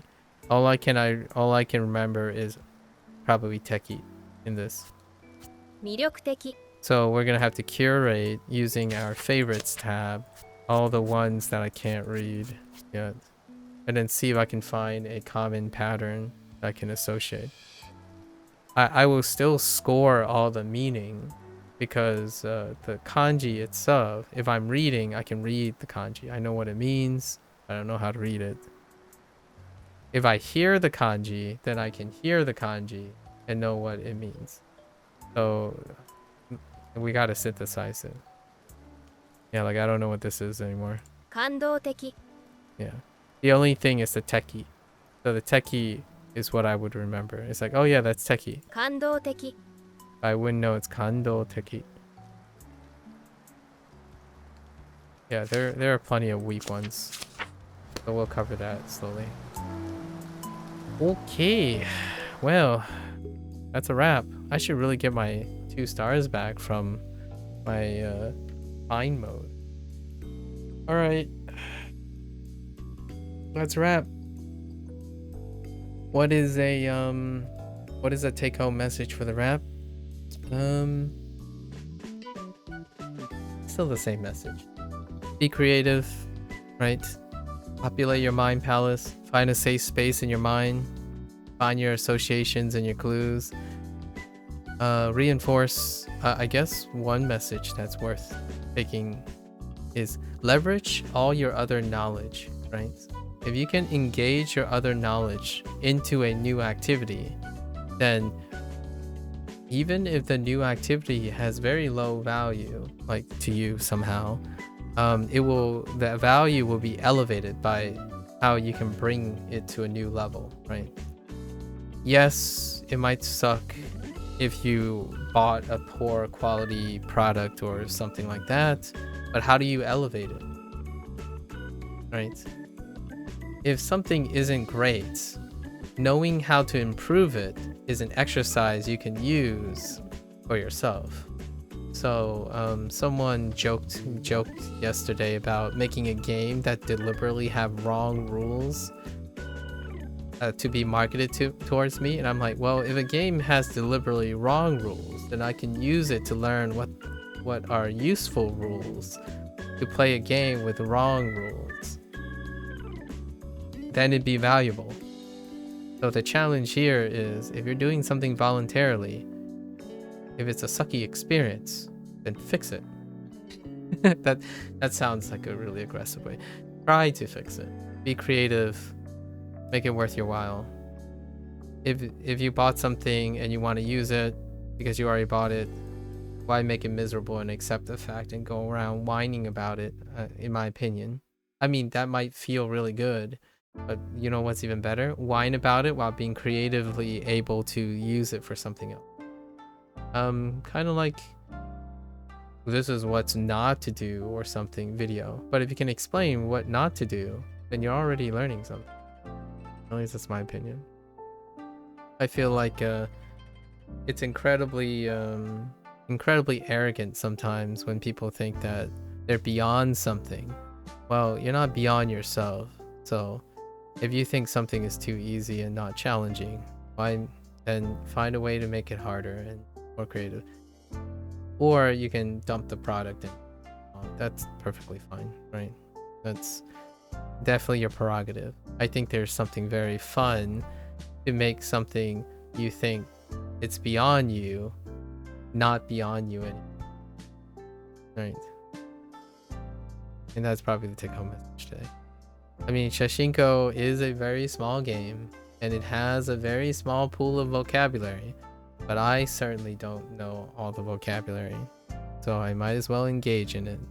And while I'm learning all the vocabulary in Shashingo, I'm reinforcing as many things that I can with all my time with Duolingo. If I start using Anki tomorrow, you bet somehow all that Anki stuff is gonna have to do with all the Shashingo stuff and all the Duolingo stuff. It is so myopic to think that a journey is only composed of the thing you're currently doing. Like, oh yeah, Japanese, this is the way I learned Japanese. And then they only list the methods that they are currently using. They did not look at the entire process. Like, oh yeah, you know, Duolingo, it didn't help me at all because now I learned Japanese the real way. Like, well, where did you start? Like, well, I started with Duolingo and I learned all the things I hate about Duolingo. And then what did you do with it? Well, I look for everything that I hate about Duolingo and then some. It's like, oh, okay, so you learned something. Neat. I guess Duolingo wasn't a waste of your time. Like, oh no, it's a waste of my time. I try to wipe it from my memory. It's like, okay, well, that's your prerogative. Then it's a waste of time. I agree. If you decided to forget your experience with Duolingo, then yeah, then it's a waste. I would beg to differ because the only way they would have gone to that other tool and look for other things is because they had a prior experience, and that prior experience also includes Duolingo. It's kind of like the people who you like help and they become a big deal and they forget you because you don't exist anymore because they don't think that you were part of their success. Or that same person who thinks that they did everything on their own. Well, you got to thank your mother and your father because you wouldn't be here without your mother and your father. So think again. Please go thank your parents as well. Whether you hate them or not, you cannot exist without your parents, for example. Right? Life is a process. It has a beginning, it has an end. We are linear time creatures. So I don't think many things are a waste of time. You would not exist in your current state without the time you wasted before. Take home message. Okay. All right. That's a wrap. Thank you, Shashingo. I hope to hear an update soon because I love this game. Or I like the potential of this game too. That's a wrap. We're going to change gears. Thank you. Thank you.